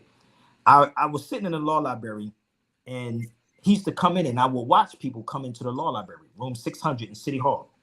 And he kept looking at me, and he asked me, was I in law school? I said, no. He said, you didn't have to take the bar to be, you didn't have to go to law school to, to be in the bar, right? I said, really? Now, most of y'all probably don't even know that, right? He told me this. He had to be like 80 something years old at the time. He might be dead now. So he said, could you do me a favor? He used to come in there, old judge, European. He used to have these folders underneath his arm. So he would come in there, and while I'm in the law library, I used to have stacks of books up, and there used to be brothers in there that would sleep like this on the counter. They literally brothers attorneys, because attorneys don't do no work. It's the paralegals that do the work. So mind you, I got Corpus Juris Secundum, the Uniform Commercial Codes, Pertins. I got all these books on this table with me, and I'm going through every book. And he comes over to the table and he said, "Could you do me a favor?" I said, "What is that?" He said, Could you research something for me? It's about some houses." And I said, "Research?" He said, "Because I looked at you, I watch you every time you come in there, because you being watched whether you know it or not." So he would pay me to do research for him. This is a retired judge, and he would pay me to do the research for him. That's how far back this thing goes. And I'm talking about something that's over maybe 17, 18 years ago. So when he would do that, I was like, okay, then I said, cool, that's fine. And I would look it up and find it and give it to him. But he will always sit with me and say, "You will be a bad attorney." This is what he told me. He said, "Oh, you'll be a bad attorney, but they might disbarge you." Yeah. That's exactly what he told me. He said, because the way you think. And I can never forget this man's face. He's old, bent over. You know, when Europeans get older, they start bending over. He was old, and he used to bend over, you know. And I'm sitting here, and I would take this information, and I would go to the radio, and I would tell people this for free. And the attorneys would be there. I used to have sheriffs, police officer shows, all these, and they would sit in this radio station trying to figure me. I'm a dude walking in with a white V-neck T-shirt on with sweatpants on. You know what I mean? With my pants leg rolled up, the LL Cool J style. You know, that's how I used to walk in the studio before there was cameras in the room. So I would go in there, and they didn't understand who was this dude talking like this. They thought I was an attorney, because I would challenge them when I was on the air, and they would get mad at me, calling me in the room. "Oh, you talking about the radio station?" I said, "Nah, big. I'm talking about the people at the station." They got heated. That I had a smart ass mouth. So I would say stuff like this. I was like, "No, I'm not talking about the station. That's foolish for me to say the station. It's the people at the station." That's like saying, "Oh, you trying to fight City Hall." No, I'm not trying to fight City Hall. I'm fighting the people that's in City Hall. There's a Yeah. difference. Like So people that's, be like, "I hate this world." You don't hate the world, you hate the people in the world. you know, and that's how I was. And it was really, and it get disappointing that the people that I was helping was not helping. I got to a point from 2003 to 2009, I walked away from it, and then I went to LA. I moved to LA in 2010, and I did radio out there. But I never stopped doing what I'm doing, because I know at the end of the day, we can make some changes. But you gotta, I would always say this: we have the wrong people in the right places. I will always say this: wrong people, right place. I would never argue civil rights. I would never argue those issues. I would never argue police brutality when it does not exist in law. You follow me? None of these things. You can't find brutality in no law dictionary. I'll bet you $1,000, anybody on this feed, you won't find it, but you will find domestic terrorism. There's a difference. So when they kill us in the streets, you got all the ambulance chasers running and saying, "Oh, well, that's brutality." It's brutality. No, it's not. Brutal is taking a chair and throwing the chair. That's being brutal. When you shoot an individual, that's not a civil rights issue. That's not. Civil rights is discrimination. So when you kill a person, that's a human rights violation. You violate that person's human rights. And we don't want to have these serious conversations, because all of these things that we're talking about, we can fix them if people had the heart to have it on the radio. I'm just one that had the heart to say it. People say, "Oh, Sabir, we don't know." It's a brother right here, right now from Atlanta. I don't know. But it's not just about the heart, Sabir, because I feel like a lot of these people are agents, you know. I won't even And call then them not only that, you got to look at these major corporations that are funding, like the radio station. You know, radio stations get their advertisement through There these you go. And corporations. that's what people don't And understand. you got to look at the people who are behind the Thank you. corporations, behind the media, because it's not just about the corporations; it's the head of the media companies Oh, I already too. know that. You don't own none of that. Sister, it ain't even about you owning it. It's about you. If I was a program director, I know how to do it. And it took me to a point that I got over 20 years in radio, not no YouTube and blog talk. 20, I was engineering my show. I produced my show. I hosted my show, literally on the boards, right? But again, it's the sponsorship. Who would sponsor that? You see what I'm saying? We got enough people, right, that we can get it done. Seriously. And I get Or have our own, like, well, you can. I mean, like now it's but much easier support now. it, because we can have our own Support all it. we Thank want, you. but we have to support our And own take in order for it everything to be else over. successful. You can take all of this over, right? With good content, right? Malcolm X said, the press can make you love your oppressor and hate the oppressed, right? The most powerful tool in our hands is the press. So imagine we got people behind us say, yo, we're going to do this. Everybody can't speak on these subjects. Like right now with social media, I'm talking about before there was a podcast, before all this stuff that people seeing on the YouTube. Like you have it better. I'm gonna give you an example. You remember the guy that did the spook that sat by the door? Yeah. Okay. I was talking with him before he passed away, right? He was out here in Chicago, and I was living in Philly at the time. And he was telling me the story of how he did spook that sat by the door. How they used to have one camera, how they used to jump on the train, right, and film from above. When you see certain parts in that movie, he said with the technology that we have today, he was talking about us. He said, you know what you can do? This is what he said to me. You know what you can do with the technology you have today? Look at what we producing with the technology we have today. Bullshit. You see what I'm saying? Or we are free. Or I had people say, well, Sabir, I don't think they would want you over here because, I got to look out for the advertisement. It's a brother right here in Atlanta. I'm looking at him right now. He says it, right? I said, what do you mean? I said, what do you want me to come on in and do on the show? I can talk about hip hop, but you got to remember, I'm fighting with this. Like, oh, how do I get it done? How do I get people to support what I'm doing? Do I have to be raunchy with it? You see what I'm saying? But I can't be raunchy, and all this stuff was happening. I'm Or fighting it myself, controversial.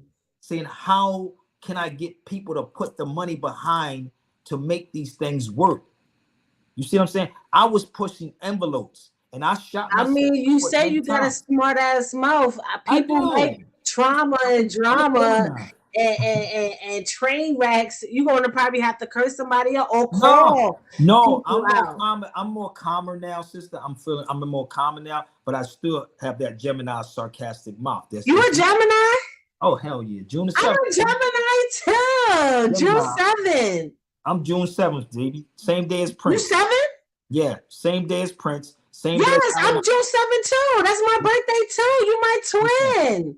Gemini. And one thing about us, we are Oh, very sarcastic, and we actually yes. air signs. And this is just Condescending. I'm a condescending motherfucker. yeah, but that's how Ye is, and that's why they don't understand Ye. And I get him. most people are so spiritual, but you don't understand you. You don't understand your zodiac. That's what you don't understand.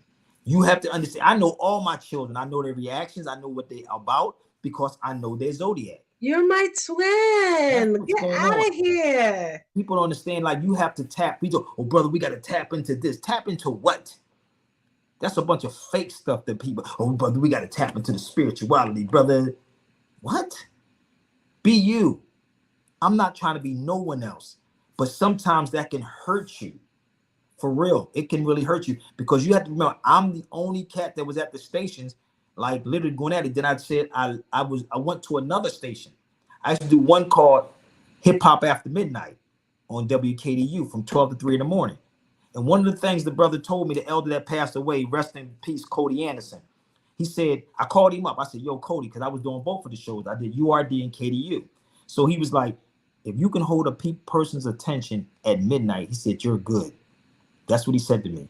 And I used to hold people's attention, and I used to challenge Power 99, like all these stations. I was at WKDU. So I was doing this at 12 to 3 in the morning. And I used to literally have people pulling over saying, yo, did you hear what this boy just said? I used to talk about crazy stuff. Just randomly, and I would play videos, like audio, so people can hear, because you didn't have videos at the time. You can only play audios at the time. So I would play audios of different people, Mamiya, Nori Muhammad, like stuff like that. I would do that and add it in to the conversation. That's how dope I was. And it was lit. It was really lit, but it was a lot of work. And sometimes it's like, you look at it and be like, okay, what am I doing it for? And you get to a point you want to walk away. But when I left and moved to California, I was like, yo, man, everybody was like, yo, a Mexican brother gave me $500 to start a radio show out there. a Mexican. This is the crazy part about how, no lie, he became my co-host. He seen me on a show, and he said, I don't know you, brother, but I feel your spirit. I met this Mexican brother on Hollywood Boulevard. Hollywood Boulevard. His name is Salvador. If you go to my YouTube and punch in Sabir Bey Hip Hop Lessons, you'll see him sitting there. He met me on Hollywood Boulevard, and he said, yo, I think you should do a show. I didn't want to do radio no more. I was done with it. I was done. He went in the trunk of his car with no question, didn't even know this dude for like a week. He said, yo, he gave me a brown paper bag, and he said, yo, start the show. I said, what's this for? He said, yo, it was all ones. You know, we got the ones from? He was a DJ at a strip club when niggas throw money at sisters. He took the strip club money that niggas was throwing at women, right, to give me 500 ones, B. I'm not lying. No question. He said, I want you to succeed, brother. And then he turned around the next month and gave me another 500. I said, well, he's taking all the money from the strip clubs, giving it to me because I didn't want to do radio. Then my brother Alberto, another Mexican, comes in. He said, brother, what you need? Gave me the money again. It wasn't my people that was reaching out to me saying, yo, we want to hear your voice because we know you. This is what you're going to do with the money. So that's how I started LA Talk Live in RMC, because I did LA Talk Live in RMC. That's when the internet came on the scene. So the other ones was before the internet came on the scene. URD, KDU, NJC. That was before. So the LA Talk Live was online, and the RMC, which is Roscoe's Media Center. That's what it was. Y'all know Roscoe's, the chicken and waffles. They owned that. And they also owned the studio out there too. So when I went to the studio, I took over the whole station. It was the best show on both of those stations because I was bringing something different. I was bringing entertainment. I was bringing knowledge, and I was combining all these things together. So I would call Karis One. Every time I would call Karis One, he would always come. Tommy Davidson, every time I would call Tommy, he would come. So all of them was coming when I called them. And even Vanessa Bell Calloway from Coming to America, she would come every time I would call her. So most of these people would come on the strength of, because they knew that I created a platform so they could speak their mind. Even Eric Benet, he came because people was talking about him. I created a platform that because people were being beat down, I created that so they can tell their side, because when you're dealing with media, it's always one-sided. Yes. And that's what, if you didn't pay attention to the Drink Champs, right? So the Drink Champs was, if you paid attention when Ye went in there, he said he wasn't going to go live because his camera dude wasn't going to be in. Remember that? Mm-hmm. So they allowed this camera crew to come in there, because what people would do, they would actually take your stuff, edit it up, and say you said something that you didn't. You didn't say, so you need that proof. Yeah. That's why he did it. So you just playing people to feed your life. Brother, get off my feet. I don't have nobody to pay anything. So keep it pushing. Okay? So I'm reading something on YouTube. I'm about to say, I'm looking at the comment like, what? Somebody in YouTube that's in their feelings and understand. I just gave a whole story of how this works. So everything was based on sponsorship. And if you understood sponsorship, and you couldn't even get sponsorship from when we were first doing it, you couldn't get no money from no mom and pops. Radio was based on sponsorship and advertisement. That's what it is. And when you go against that grain, they will take their sponsorship from you. That's how that works. Yeah, and I think that's why the truth can never be brought to the masses of the people the way they is. Only the agenda. And because of that, and then you have these same people who are in charge of these corporations are the lobbyists in government. Oh, they do that. Not doing the same thing. It goes hand in hand with each other. And they call us the propagandas. They call us the conspiracy theorists. I kind of like it. At first, I'm like Tupac. Remember in Tupac and Juice when he was like, at first you call me crazy. My thing is, at first you call me a conspiracy theorist, and I go front, I got mad. But you know what? I don't give a fuck. I don't give a fuck about none of you scared weirdos. I don't give a fuck about none of you sheep. I don't give a fuck about none of you goyams. And I'm on my Tupac shit when it comes to that. At first I used to be offended, but now I embrace the word. What's Pac? What was Pac's sign? A Gemini. There you go.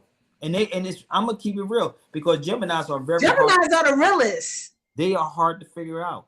Yes. They really are. Like I may do stuff to people and people don't even realize I'm testing them. You remember when I called you? What did I do? You didn't have my number. I called you privately. How many times? I called you privately. What did I do? I had to investigate you. I want to figure you out. Like, who is she? What is she doing? Like, I'm dead serious. I don't give people my number. I'm gonna figure you out because I want to know what you're about. Then when I talked to you, I said, okay, I feel this, sister. You know, and that's what people do. So when people think that I'm standoffish, no, I'm trying to figure out what do you want from me? What are you getting? You see what I'm saying? Because I'm a real dude. If I don't like you, I don't like you. If I rock with you, I rock with you. And that's just how I am. But I'm telling people how this radio thing go. Well, I'm happy you rock with me. I'm not talking, but that's probably why, because you're a damn Gemini. Yes, and we birthday twins. You know what I mean? That's crazy because you're a Gemini. And this is the thing, like, you know, it's weird because I don't ask people how, you know, their age. I ask you, what's your zodiac?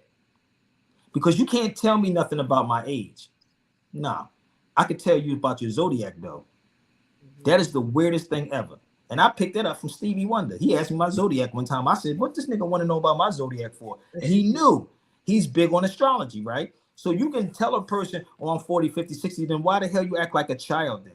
Majority of these dudes that's on social media, that's in their look at their children. Trust me, Clubhouse, oh my God. I can even say Tariq Nasheed. You act like a child, B. That's not a grown man. That's not what grown men do. Grown men address the issues as grown men. I'm from the East Coast, baby. That's what we do. We don't like you. We're going to address you. What's up? Like, let's talk. That's what men do. But these are not men. These are boys. And that's why I say to people, if you have an issue with Sabir Bey, then come and tell me what is the issue with Sabir Bey. And Kanye was saying the same thing too. Like, we got to talk. That's why I guess Farrakhan really did speak to him in a grown manner because you saw how he changed the situation in the Alex Jones. But we didn't even talk about him. Like, I'm not going to even talk about him because we spoke. But everybody else, like Diddy and stuff like that, they didn't speak to him that way. And you see a lot of that like in Clubhouse. I know I keep saying Clubhouse, but you know, this is the experience where you hear people talk and there be a lot of people 45, 50, emotional, 55, and they are children. I'm like, my 19-year-old is more mature than you. Like, I should have raised you. I should have fucking raised you. No, my brother Zaz said, tell me about mine. You a Cancer, you're emotional. My mother was a Cancer. They emotional people. Very emotional people. Cancers are very emotional people, no doubt. But this is the reality. This is the thing. Somebody said something, never trust them with your secrets. Let me tell you something about this. Gemini? No. Somebody said never trust the two-faced. Let me tell you something about, they saying Gemini. But let me tell you something about this. Since you don't understand what secret is. Secret means sacred. You just drop the vowels in it. I'm going to repeat this again. Anything that's secret is called sacred. You just drop the vowels. So everything could be a secret. It's just sacred. You think I'm lying? Look it up. This is why we need to have these type of conversations. Everybody over here metaphysical on this motherfucker. I'm metaphysical, brother. I'm spiritual, brother. Yeah, it's a spiritual experience and I'm having it. Man, live your life, B. Live your life and tell the truth. Shame the devil. That's how I am. Yes. And I think they don't want that. So you brought up Carter G. Woodson, right? And I was catching one of your lives before where you was talking about you're going to have like a whole presentation on Carter G. Woodson. Carter G. Woodson is the so-called father of Black History Month. And can you give your perspective and, you know, when are we going to see this project that you're pushing out and what it will be about? God willing, if I get the money together, I would do it unless somebody just want to book me to come on in February. You know what I mean? At February, I'll do it for February. But I was going to go back to DC and do a video outside in DC in the cold. I swear to God, I'm from the East Coast, but I live in the West. But I was going to go back to DC and do a video and talk about him outside in DC. But Carter G. Woodson got kicked out of the NAACP because he woke up. People don't know that he was kicked out. Why he got kicked out? Because he started waking up. You never really read his book or listened to his audio when he was talking about it. Just do some research on him. I will. Because most people, like even in college, Some people want to stay slave. This is why Ye was saying slavery is a choice. When you know truth and you holding the truth in, right?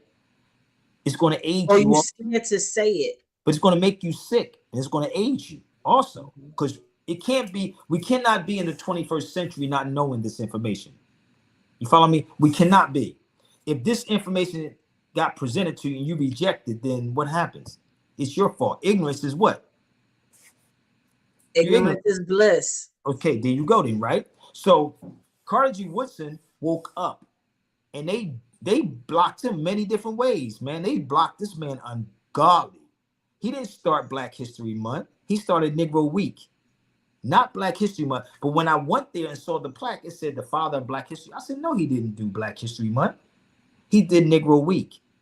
So obviously, if they didn't call us blacks back then, they called us Negroes. So how did that happen? So when an individual dies, I was just about to ask you that. I'm glad you. When an individual dies, they name it or call it something else. You see what I'm saying? That's how they operate. So, yeah, but the NAACP was never ours to begin with. It's actually theirs. They're the ones who started it. I said the NAACP was never ours. No, it's not ours. Yeah. So your path number is, somebody said my path number is 5. The birth code is 7. Very much. Are you on your live on your YouTube? Yeah, I'm on YouTube. Oh, I'm about to say I don't see none of that over No, I'm on YouTube because I'm on my. Yeah, I'm like, is my shit slow? I'm about to slap my computer. Like, what's happening? I don't see it. But you say slap the computer. You the biggest computer. You are. That's why I said people have smartphones, but they dumb people. Dumb as fuck. Smartphones, dumb people. How the hell you got all this technology around you, dumb as hell? Like, make it make sense. That you can't look up what I'm telling you. You follow me? So Carter G. Woodson was doing all of this, right, with no technology. Him and J.A. Rogers. No technology. But you cannot, it's like you cannot get off that conveyor belt, baby. They say you better stay on this motherfucker.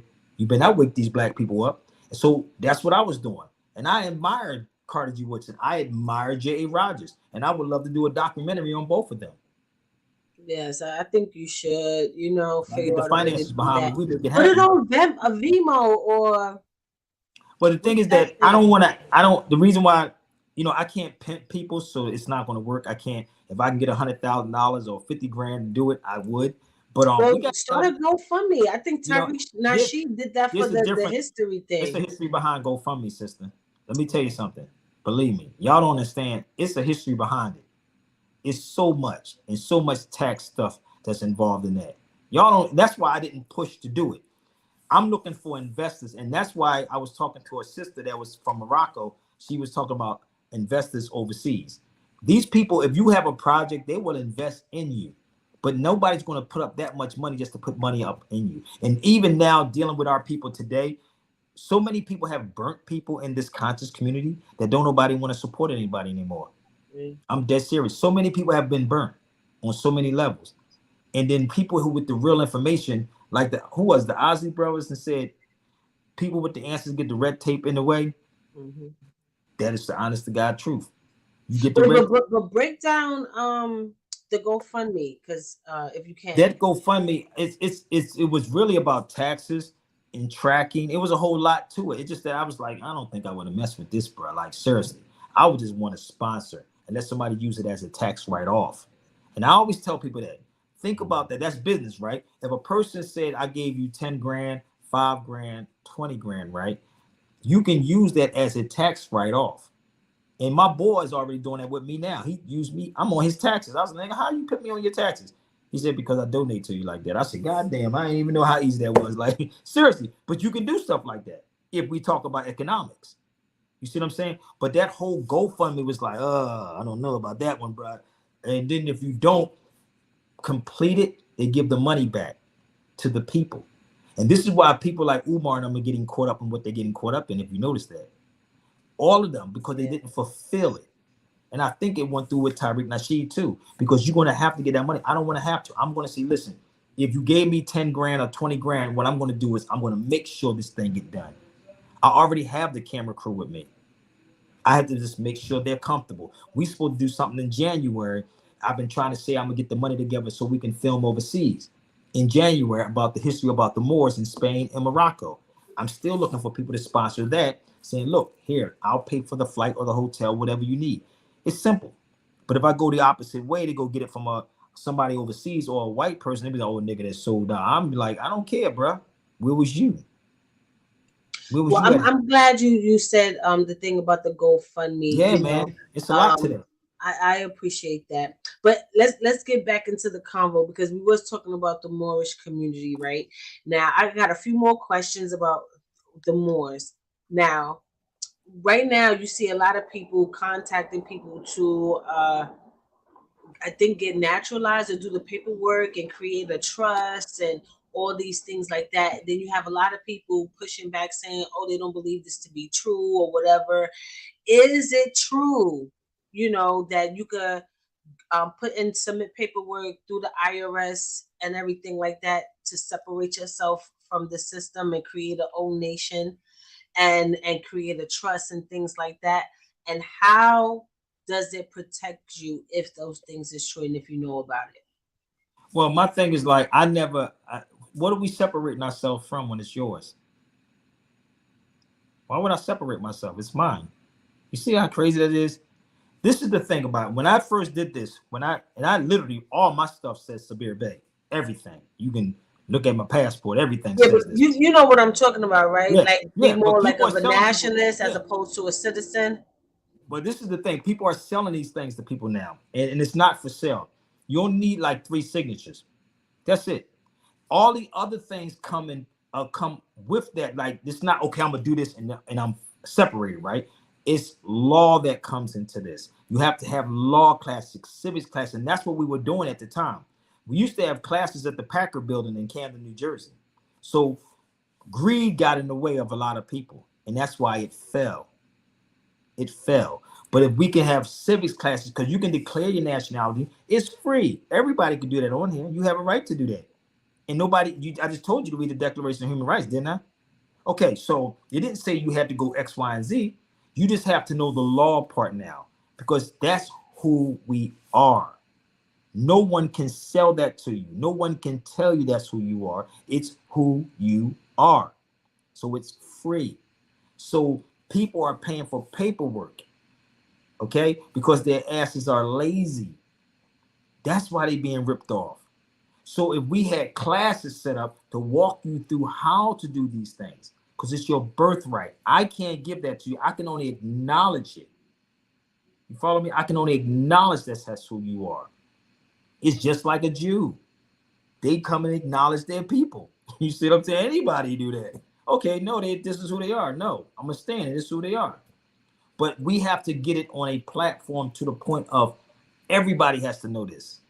That should be the conversation, because nationality is the order of the day. Because there's a lot of stuff that's floating around as the Moors is a religious group. Some people might not want to be linked to Islam, and all of us was not Muslims or Muslims. That's a fact.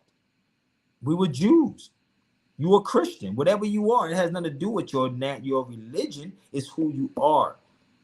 That's what we need to be discussing. Okay, this is who I am. Boom, boom, boom, boom, boom. What happened? Our nationality was taken 1774. You see what I'm saying? Our nationality was taken in 1774, and Negro, black, and color was placed on us. Okay, bam. Let's teach that globally. This is why I tell people to read books like J.A. Rogers. If everybody should have this book. Everyone should have his book. Say it again. You're on mute. I'm trying to put that on my Amazon store so people No, go to Underground Bookstore. Don't mess with Okay, Amazon. Underground Bookstore. Don't mess with no Amazon. Go to Underground Bookstore out here in Chicago. Don't mess with them people. And they have a website? He don't have a website, but he has a number that I can give you. Yeah, I'm gonna put it on a ticker right now. Give me 1 second. Let me find it for you. Hold on. I'm gonna put it on the ticker. His number, Hold on. I'll type it in here for y'all too. Crown Bookstore.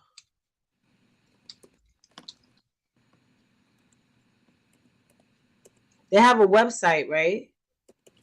I think he do. 773-769. Wait. 773. 773 768 8869. All right. So that's the bookstore, ladies and gentlemen. Please go hit And up. it's a brother. It's a brother that owns it. And it's a black, yeah, buy black, buy Yeah, black. Christmas. How about that part? Well, buy more because Sabir don't want us No, to say black. I'm not. It's not that I don't want you to say it. I don't. No, I don't. I'm only, you know. I got you, but my thing is like, if I say nigga, don't get mad at me because I'm saying nigga in English, black man. That's all I'm saying. Don't get mad at me because I said nigga. We shouldn't be using the word black. How about that part? You can't justify that. And what we do is try to justify it. Okay? Yeah, so I put it up here for everybody. There you go. Underground Bookstore. Here's the and they do deliveries and shipments and stuff on books. Oh yeah, he does all that. He ships everything. He ships, he sends, and if you go talk to him on the phone, you call him right now, he probably pick up his phone. But the thing is that, again, we don't care. We have to take care of homeland. Y'all don't even have a homeland. Black people don't have a homeland. This is the weirdest thing ever. Where is the black people's homeland at? I'm asking a question now. I've been on here for 2 hours already. 2 hours. Where is the black man's homeland at? The world. My there thing, is no black people. You don't get it. World. No, I get what you're saying. Well, and because I'm indigenous, I consider myself the original. I'm come from the bloodlines of the original owners of this world. No doubt. But the thing is that in order for them to do what they did, they had to strip you of your nationality, strip you from the connection to this land in that land. And this is why I said black people are landless. Landless. Stop talking about people are homeless. They are landless. Yes. And we want to keep on holding on to it as if it's a badge of honor. There is somebody explain to me what's the value in knowing about my enslavement.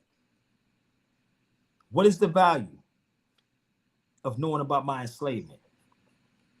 But we're going to keep doing this. Even when I get off it, you're going to see somebody do a video. Yeah, brother, but I seen this brother. He was dropping bombs on a joint and talk about how we spiritual black beings. Ain't no damn spiritual black beings, man. Stop it. Put me in a room with any of them. Any of them on any given Sunday. Any given Sunday. And watch what happens. Yes. I'm getting an email right now about Tyreek and Dan Calloway. That's that childish stuff. An email just popped up. Negroes are on social media wanting to argue with one another. Put me in the room with Dane Calloway, Tariq Nasheed, any of these people that you want, and let's have a serious dialogue. Let's get a mutual ground. Yes. And let's have a conversation. And I would love to see it. Let me moderate that. I want to moderate. I would love you to moderate it. Yeah, I want to moderate that discussion. But I want to get to this as well, right? Since we're still on the Moorish enslaved by history topic. We know that the Spanish Inquisition was one of the things that, the school system talks about, how the Moors lost their leadership in Spain.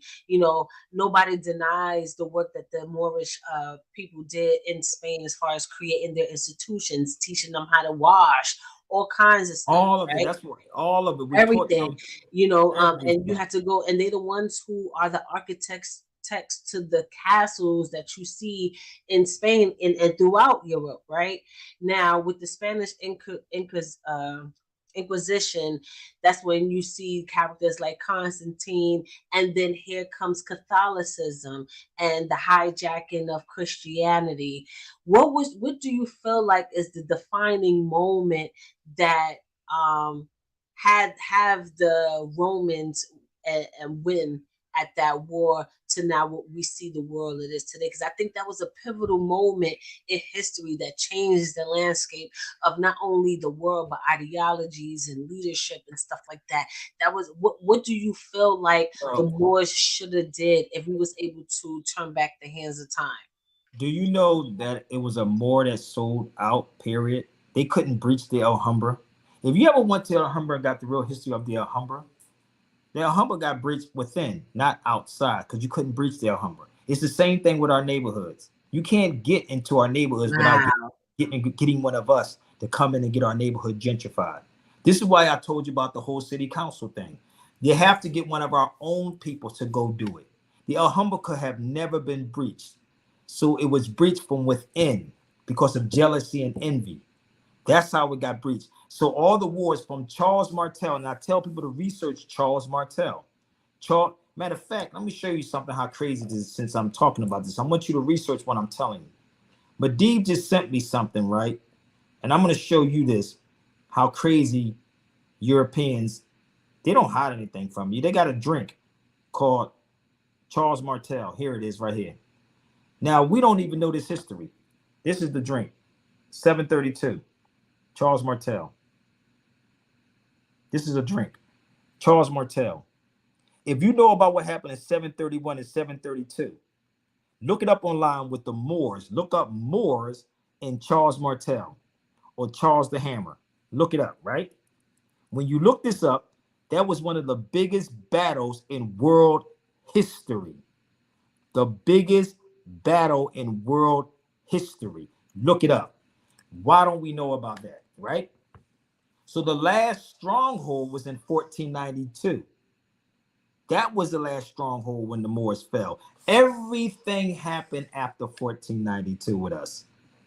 Everything happened after 1492. You have no idea what I know. Like, this thing is so deep. And this conversation should be had every single day. But black folks like to drink out the trauma cup. Well, brother, the white man did it. It's the so-called black man is doing it too. He's doing it to you. He's doing it because he's supposed to know this. And that says a lot. That says a lot because Yes. it seems like we are our own worst enemy. Like, that saying is so true, because even with you saying that, that goes into everything with the and it's you see that pattern. You see that like with the Woman King movie when the Dahomey tribe, it's us doing it to ourselves. The whole There you slavery go. movement. There you go. The what I brought up earlier with Christopher Columbus, his sailor was a Moor.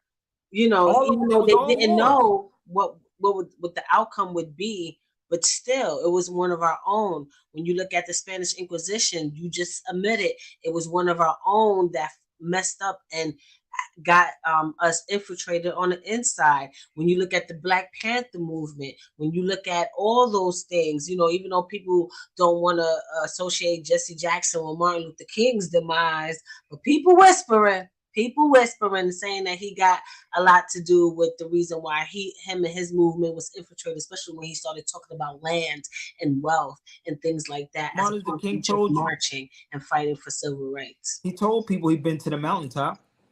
Mm-hmm. He told you. He said, I've been to the mountaintop. Tonight I'm not fearing no man. He told you that. He was a Mason. People don't understand he was a Mason. Yo, hold on one second, sister. I'm going to get rid of somebody. I'm going to block somebody on this feed because they having an argument with somebody on my feed talking about 20 years. I'm trying to get them to come on the feed. I'm the type of dude that give you the benefit of the doubt to come on the feed so I can spank you like you my child. I don't even spank my children. Ain't that crazy? But I'm trying to Tevin on my feed. So let me see if he wants to come on and talk for a second. But this is an interview with my sister over here. So if you don't want to sit and listen, exit 13, brother. You got to be bored to sit. Exit stage left. Exit stage left, she said. Yes. Keep sitting on my feed, keep talking. We having a conversation over here with a different audience so we can understand and move out on something, not sit behind social media. Yes. Not everybody should be having this conversation every day. This is the crazy part.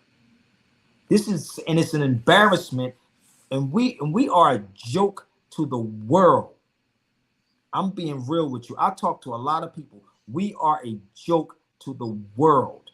And when you have grown men on social media, instead of settling their differences like men do, make phone calls, get on the feed and talk with them. That's how I am.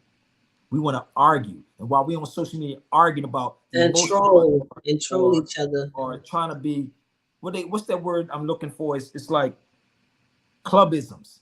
This is crazy, man. Our people are tribalism? Sick in the head, man. Yeah, we gotta do better. You know what I'm saying? And yeah, they take everything, not just everything we do. We have to bear the responsibility. So moving forward, what do you feel like we need to do outside of having these conversations every day? Do you feel like there has to be a tighter security about gatekeeping our culture and knowledge? Because it seems like that that didn't work out for us in our favor historically. Well, let me What block can this we person. do as a people to moving forward and trying to overcome or get from beneath this veil that we have over our eyes right now? I'm gonna say have civics classes. I'm gonna be real with you. That's all I can. We should have classes on this. These subjects should be. We should have classes on the Constitution, human rights, language, history. I'm gonna be 100 with you. We should have these type of classes open. And she keep pulling up the Constitution. Yes, and try to homeschool your kids. And the reason why I'm bringing this Homeschool them, up, baby. no, because the reason why I'm bringing this up because this is a workbook actually.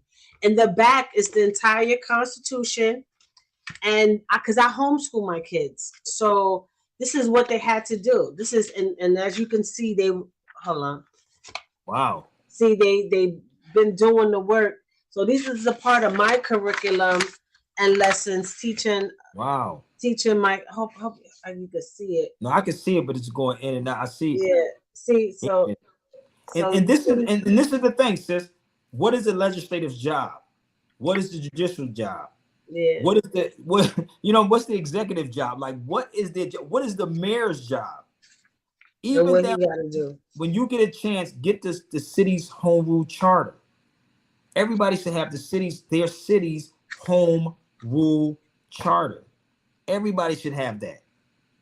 And then you will understand their jobs. Y'all the one that's paying tax dollars to these people. Y'all paying the tax dollars to these people. So they should be giving y'all these books. Yeah. Period. And but that's the thing too, because even though they have their jobs, they still puppets. I mean, the only Yes, you but you know got that's why to I'm reading this, right? That's why I think like this is important for those who are watching. You gotta understand who the Vatican is, and they too are puppets. But trust me, it's really those 12 or 13 families that a lot of people don't talk about. And even though they have different names and stuff, they all the same people because they either marry with each other or change the name, different things like that. So, and I want people to really get in tune with that because a lot of people don't know. You know, a lot of people don't know. They think, and one thing I really try to dispel is when people be like, "Oh, well, you gotta vote locally." What does that mean? These are when you vote locally, right? These are the people who pass their test, just like the Illuminati has a test. And even if they don't have people sitting in those high seats, the ones that are involved, they have a purpose, right? And the only reason why they have the opportunity to have whatever purpose or assignment is because they passed a certain test. Now, these people at your local office, they passed the test. That's the only reason why they won the vote because now you have like I live in New York, right? We have Eddie Gibbs, right? He just won, but you have Charles Rangel co-signing him. And the only reason that co-signing is there is because he's doing his job, Eddie Gibbs. And I'm not talking about his job for the people. He's doing his job regurgitating whatever propaganda or whatever messaging or whatever it is that they want out there. You know what I'm saying? And there's no shade. I hope if he sees this or whatever, because I know him personally. His mother used to hang out with my grandmother. And I know his background. So it's funny, to see, him go from one type of lifestyle to the next, which I kind of want to talk to you about that before we leave, because I know you've been on here for a while. But so be careful with that. Oh, in order to affect change, you got to vote locally. You got to understand these are the people trying to get in the game. And the only reason why they at that level in the first place is because they playing by their rules, not ours. But you got to know the not what we want to Constitution, see. though. But you also have to know the Constitution. That's what people don't, they don't get that. You have to know the Constitution. You have to know the Declaration of Independence. You have to know the Federalist Papers. You have to know how this thing operates. And not even that, we're not even in a democracy. We're in a republic. And a republic is a people. Means back to the people. Yes. It's that simple. It's the people that has the power. Wait, hold on. Somebody put a comment. Nah, you got to vote locally. Teach your children in your neighborhood. Clean up your neighborhood. Open your businesses in your neighborhood. Yes, I do agree with that. But voting locally, you have to do the work to know who you actually voting for. You have to and know. usually the people who are getting all these cosigns like a Charles Rangel, or getting all these donations because they're following their rules, not by the people. So they're able to market better. They have more resources to really get in front of the people, as opposed to somebody like me. Like if they come in there with the thought process like me, it'll be hard for me to get funding or get somebody to Oh, it's hard for me invest. to get funding from our people. Shoot, you get it. Exactly. So the It's the hard. community is not going to be able to hear my message. So you're going to be voting for somebody with all the bells and whistles, because people like Charles Rangel, people like other people with the funds to back this local thing, which that person is not good for you. Because let me tell you what's going to happen, right? And this is what I see with my own eyes. And I'm just talking about a period where we can all relate to right now during this with this pandemic, right? We know that shit is poison, is snake poison, right? But because Eddie Gibbs now are able to have poison trucks at your community, ejaculating everybody, not just at your community in every corner, but at basketball games, different things like that. You have all these centers and things like that, them backing it.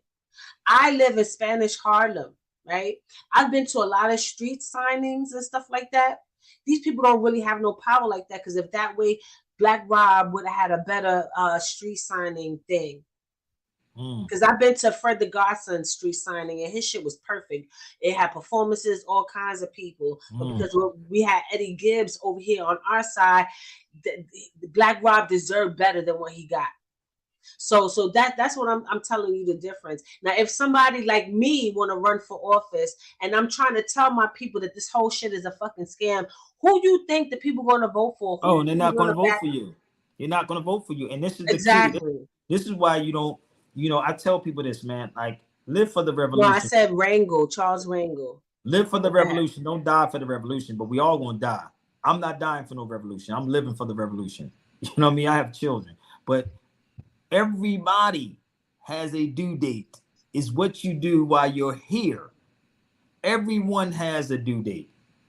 Okay? So I'm not in a rush to be dying, but goddamn, my mission is not done. If I took those 5 bullets and I ain't going nowhere yet, obviously it's not time for me to go nowhere yet. So everybody has a purpose in life. Are you living your purpose? And if you don't know what your purpose is, someone's going to put you to work because they know what their purpose is. And this is just the reality. I'm living my purpose. I'm living it every day. That's my purpose. Yes. My children, and giving y'all this. Yes. So we're going to wrap it up because we've been on here 2 hours and 21 minutes. And that's I had an amazing time with you. Like, I really did. No doubt. We got to do this again. Hell yeah. I got to come on your platform. No doubt. My lentil soup is cold as hell right about now. Oh, man. So I'm going to let you get to your lentil soup and everything. And I want to invite to your show. Like, I want to come to your show. No like, doubt. I'll be watching it on IG. Cool. You should come as a co-host. How about that part? Yes, I want to come as a co-host and talk my shit with you. It's funny because I tell people that I used to have co-hosts, right? And my brother Romeo was on. He's like a co-host too. It's funny because we used to be in a studio, right? And we would have like different co-hosts, and you always have to have a female there. You know what I mean? Like have a female there too. So Romeo, I'm like, yo, bro, come on and join, dude. Like I'm calling out for co-hosts, like, yo, let's get this door popping because you got it. Because when I was in the studio, if I was doing something, like I used to engineer my show, I used to have to run the boards and answer the phone, be like, yo, keep talking. Because in real radio, there is no dead air. It's not. And that goes back to money. Because if you have dead air for a second, that's money being spent. And this is what people don't know. Somebody told me I should do a video or do something on do consultations on radio. Somebody told me that you should come out and speak on radio, how radio goes, Sabir. I said, damn, that'd be lit though. That'd be lit. And I love to study and research too. So I'm the right one. Like, I would love it. Like, you call me. We'll talk about it. That'll be dope though, man. And this is the thing about it, because even this is how it is also with Apprentice. You can sit and I can tell you how this thing go. I can tell you how radio go. I can tell you it was Lady B. Shout out to Lady B in Philadelphia. And Lady B used to have a conversation. Y'all know who she is. She's a legend in Philadelphia with hip hop. No, I heard. Yeah, I know who Lady B is. She used to tell us it was a thing called air check. So air check is how you answer the phone, how you um play the music. You know what I mean? It's called ear check in radio. And I remember she used to always say that a lot, ear check. But there's a lot to this. And I said I would love to do a presentation or do a lecture or do consultation on that, man, and show you how to really pull these people in and be yourself. Because I'm myself all the time, you know. And the best thing is the hands-on. And I never went to school for this. I just walked into a studio and I just sat down. In every studio I've been in, I killed the radio station and I got the spot. I never went to school for radio, but I know how this thing go. Yep. Yes. Yes. So And, it is and, what it and I is. totally appreciate. But call me. Like I definitely would love to do that Yeah, with no doubt. you. I got you. Yeah, and we'll talk about it. Let me know whatever it is that you expect from me, and I'm there to for whatever. I truly appreciate you. I learned so much. And before we go, can you let everybody know where they can find you? And Google. Google me, bitch. No, don't say this. No, but seriously, yeah, you can Google me too though. But I'm on IMDb. IMDb. My Twitter is Real Sabir Bey. Again, just like it's spelled, Real Sabir Bey on Twitter. Instagram is Real Sabir Bey. The YouTube channel is Sabir Bey. And support this sister, man. And also, if you want to support me, she has a Cash App up here, y'all. Support the sister at the Cash App, people. Spread the love. You know what I mean? Support me at Cash App, $ Sabir Bey. Spread the love, man. Yeah, I should have put yours up here too. It's all Yeah. love. I'm good. I'm all right. Yeah. So I want to thank you so much. Yes, call me. And I'm very grateful of our conversation that we had today. And I feel, and you're right. I told you, like I told you behind the scenes, I interview a lot of legendary icons. If you look at my YouTube channel, you're gonna see from Crazy Bone, Fredro Starr, Cool Roski from the Fat Boys. I done interviewed a lot of people, DJ Red Alert, just a lot, of amazing people, Rockness Monster.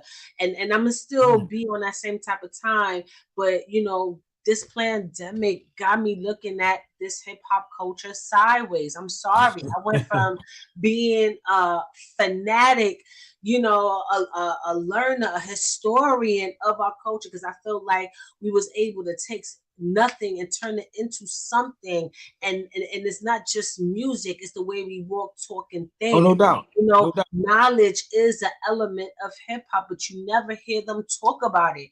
And That's always the fifth wanted element, to do which that. I was named by the pioneers of hip hop, the fifth element. And that is one of the elements that is missing in hip hop is knowledge. Yes. That is one of the main components in this. That should be the most important component, outside of DJing. DJ should be second, because you have to have the knowledge in order to DJ. You have to have the understanding of how to DJ before you start DJing. You have to have that within you. So with that being said, I know that this culture got hijacked. Crazy Bone, and I posted that, spoke about it, how we got hijacked because it was bringing people together. We had something to call our own, especially after they hijacked rock and roll and everything like that. They hijacked rap. Let me say this: they hijacked rap, not hip hop. A little bit, because the reason why I feel like they hijacked the culture is because look how the way they show Black women. Look how that's rap. That's why I said there's a difference. That's why if you ever listen to KRS One, he said rap is something we do and hip hop is something we live. So hip hop is knowledge. Rap is something we do. Hip hop is something we live. So there's a difference that's there, right there. Yeah, but they also use our rappers as influence to create a culture that's not our own, or participate in something that's not ours. That's why I'm a little mad at them. I'm sorry. Well, this is the thing. We don't have the hundreds and thousands of dollars to give them, and that goes for anybody. We truly don't. We don't have the hundreds and thousands of dollars. Official hip hop's stir. What? That's what they said. He said, "Okay, we got an official hip hop stir here." Yeah, like I'm official because I wanna be one of those mediums that documents hip hop history. You know what I'm saying? I wanna, because I'm not a Black woman, but I'm an indigenous woman, and I feel like too many of our counterparts sit there with a camera and try to tell our story. They No, can't we're do gonna that. tell our story. They can't do that. And you know, it's crazy. My cousin used to be part of Black Incorporated, right? And I know you probably heard of this book before we go. There was a book out called Murder Inc., right? And it was written by an ex police officer who wrote it, but he didn't live that street. I lived in Philly. Most of them was my relatives. So they are documenting stuff outside. You see what I'm saying? Outside of hip hop. And just like they documenting history outside of what happened to our neighborhoods. That's all it really is. But we got to have this conversation. Yeah, You know? so I got a little disenchanted a little bit. I don't know, maybe you could help me get that sparkle back, but I didn't like the way they was using our people to market this campaign of death. And like Swiss Beats, and it was just certain things that I hated that just happened. So even though I always spoke knowledge, wisdom, and understanding, and it was like hot topics, and I would have my way to do that. But I feel like now that has to be primary, and everything is secondary, and that's the way I'm gonna progress with my show moving No forward, doubt. No because doubt. I'm I'm gonna be doing on my top of people you a because Gemini, disservice. I'm gonna be on top of you, baby. Because every time Yes, be on time. Yes, the let's black go. thing come up, I'm gonna Hold be me like, accountable. oh. And Yes, this is yes, what they hold me don't want. They accountable. don't want me on certain platforms because what happens is I'm gonna inspire these people, make you think different. That's why none of these cats on these platforms want me on it, because if I come on here, you're not gonna be talking the same. But I Yeah, and thank a you lot so of them is doing it for the wrong things. They got ego, they got greed. yes. A lot of them is doing a lot of fake shit, but be like, "Oh, I'm woke as fuck." And I'm starting to hate that word, woke as fuck. I No, I'm know. alive. They Like, got this thing called fake famous, right? It's a thing, look it up. It's called fake famous. It's like being fake woke. yeah, like this woke shit. I really hate that. It's real, sister. But I thank you so much. I appreciate you. I'll call you when we get off of here. Yes, call me. Let me say my little goodbyes. But yeah, call, even if it's not tonight, call me because I know Yeah, we've no been doubt. on. I'll call you Yeah, tomorrow. eat your lentil soup, and I'm waiting for your phone call tomorrow. Or I'm gonna call you. You don't No call me, doubt. I'm gonna call you. No doubt. Hit me up, y'all. Twitter, Real Sabir Bey on Twitter, Real Sabir Bey on Twitter. Get with my sister. Support this sister at the Cash App. She got it on the screen. Was it Cha Cha Live? Yeah, CHACHALIVE. And you can hit me up at dollar sign Sabir Bey. It's very Yes, simple. Or PayPal Sabir Bey Radio. I thank you, sister. I'll talk with you tomorrow. Okay? yes. God willing. Salute. Salute. Yes. My Gemini twin. That was amazing. And I see y'all like it. I see the numbers. I see y'all like it too. Shout out to everybody who tuned in. I truly appreciate y'all. Shout out to our musical guest, Johnny Whitaker, was definitely in the building.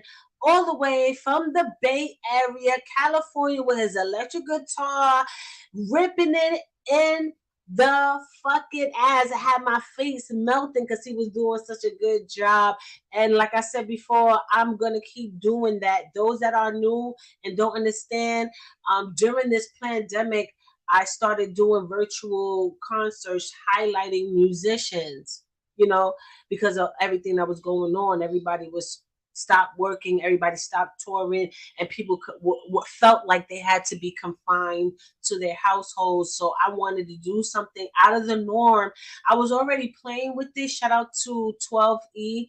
That was the first full out band I did an interview with. I had musicians on my show before the pandemic, but it was like sporadic, like a little bit here, a little bit there. Then I did a musical interview with 12E and things like that. So, but I always had a love for musicianship and stuff like that. It's just I was sprinkling it a little bit, but then once we got into the whole lockdown situation, I did two of them, and it was called the Take Notes concerts. And I basically recruited them. I recruited a whole bunch of musicians from all over this country to take part in the show. And it was awesome. It was awesome sauce, you know. And now I was like, I need to put both those things together, my interviews as well as the musicians. Instead of just doing a take notes concert or just having my interviews, I'm merge those things together to keep it different, because I see a lot of people want to be media all of a sudden. Everybody and their mama want to be journalists, especially because of this pandemic, and this what's keeping me standing out. I know people are gonna bite my style, but those that's in here, you see where you got it from first. So I'm gonna keep on with that movement. I want to shout out a major shout out to Sabir Bey. I had to have him on my show. I've been watching him, and I've always been on this type of time since forever. It's just on steroids now because of this pandemic. And I want to asking about how your album is no more satisfies me anymore. It doesn't. I have to speak to people who know what they're talking about, people who can provide a certain level of knowledge, whether I agree or not. If I agree, then let's expand on it. If I disagree, let's do the back and forth so we can have an understanding. And that's my position for now on, because I hate the fact that our people are still sleeping, but then talk about they woke. Fuck being woke. I'm alive. I'm not dead in the eyes of the Lord nowhere. And I hope you picking up what I'm putting down. I'm alive. I'm a being that they're still trying to hijack to this day. They still trying to understand. They're still trying to study. And me, I want to just throw this whole system away. Fuck playing chess. I don't want to play games. That's the problem. I feel like that's the problem. We too busy playing games. I'm done with the games. I just want to live. I don't want to strategize how to maneuver in this world full of people that don't appreciate life. I'd rather strategize so I can grow life. Big difference. And that's where I'm at with it.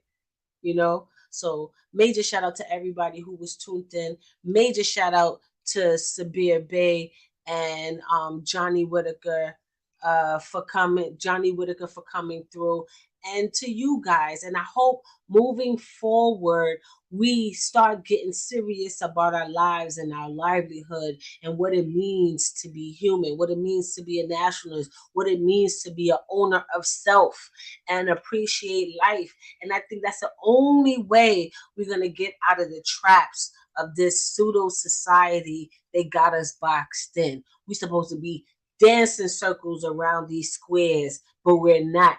And we got to figure out how. And with that being said, I love you. Peace and more hair grease and all that good shit. Shout out to the Geminis because we changed the fucking world. Yes. Yeah, and I'm up off this. Bye. Thank you for watching. Like, comment, and share. But most importantly, subscribe and hit that notification bell. ChaChaLive.media. Let's get it.